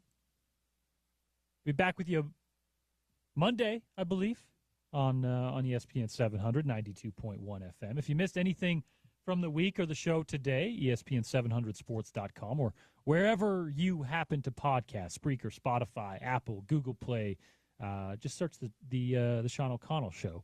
Rate, review, and subscribe. It does help out the program. We're handed over to Spence Checketts here momentarily. We'll get plenty more college football, NFL, maybe a little Jazz Mammoth preseason and some RSL chatter. That's going to be the rest of your afternoon up until about 6 o'clock. But right now, in studio with us, an old familiar face, our buddy Jake Jensen. Jake works behind the scenes on a lot of shows that you guys have been to, you guys have heard of, but also an old friend of the programs here on X96 and otherwise. Jake, good to see you, dude. Good to be back in my old stomping grounds here. Your key card still works. It still does, amazingly enough. Actually, it does. We better check with security on that. Someone took my parking spot though, but that's all right. We'll take the wins where we get them. I love it, but yeah. So Jake is obviously a guy that we're familiar with here, but today you're punching the Red West stuff, and it's like you said, coming in off air, the biggest country show as far as the artists go, and right now as far as tickets sold, tickets ripped at the gate are going to be probably record numbers for the state of Utah, and for a really good lineup. Give the folks the lowdown. Yeah, it's pretty amazing. Like this show that's going to be at the Fair Park, Red West, next weekend. So not this weekend, but next weekend out there. We're talking Casey Musgraves, Noah Kahn, and then closing it out with everything with Post Malone. This lineup is ridiculous. I was there for last year. They did a great job of kind of setting it up in different settings so you could go Warped Tour country style, sure. Right? Like you've got a stage here. Exactly. Always music going on regardless of when you stop by October 10th to 12th, yeah? Exactly. You know, it's funny you brought that up because a lot of the guys that built this and built the site design, I don't think people realize there's such a Utah connection to the Warped Tour. The majority of the guys that built Warped Tour all are Utah Skyline, Olympus High School kids and stuff like that, and they're all actually working on this same show right now. I love it. So it really is. I guess that's a great way to put it. This is a country Warped Tour out there, and you know, it's going to be the biggest show ever to hit the Fair Park. 2 stages, music going the entire day, and just a little bit of something for everybody. It's a really awesome full family show. There's stuff for the kids, there's stuff for the families, and there's stuff for the people that just want to come out and enjoy watching Post Malone. Jake mentioned Casey Musgraves, Post Malone, Noah Kahn. Those are kind of your headliners. Also, Red Clay Strays are a band that I really, really like. Ian Munsick is a Wyoming kid that has been really good. Midland is a band that I think is phenomenal. I'm just going through the ones that I know, sure, just because it stands out and you know, it's an authentic way to go about it. But there's 20, 30 plus other artists that are gaining traction and are touring artists that are on this lineup. So 3 straight days of really good country music. Give the folks the latest on tickets, what's left, where they can go, what's the best place to do it, maybe discount codes, whatever's still available. Sure, of course. So so definitely don't wait till next weekend. This is just about sold out, and it's definitely going to get there.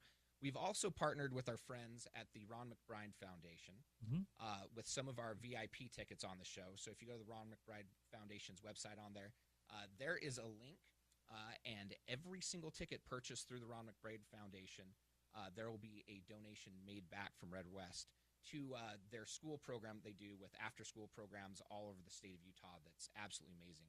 Ron McBride's done just a marvelous job with that, and that's something that's really important for us to support here in the community. So definitely grab some of those VIP tickets off of the Ron McBride website. You can also get regular tickets right now at redwestslc.com. Again, like I said a minute ago, and this is, I may be a little biased on this, but I also, watch shows and how they sell for a living. I wouldn't wait till next weekend. This one's definitely going to be one the next couple days. You'll be buying scalp tickets otherwise. I was going to say I've had quite a few people reach out and be like, "Hey, where's the tickets?" Like, maybe we'll have them last minute from the radio. I don't know. They're selling out probably. So don't wait. Get in on it.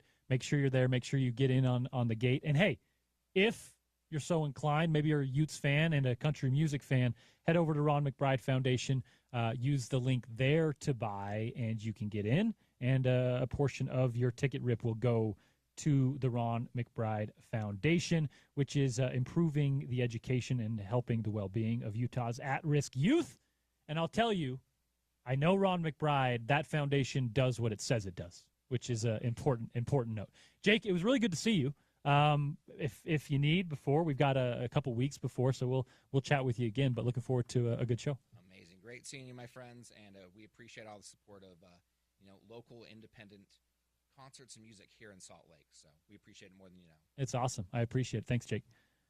We'll do some crosstalk maybe here with Spence Checketts as we wrap it up. But appreciate you guys for joining us. If you missed anything from the show today, head over to the website. It's ESPN700sports.com. It is the Sean O'Connell Show, and wherever you happen to podcast.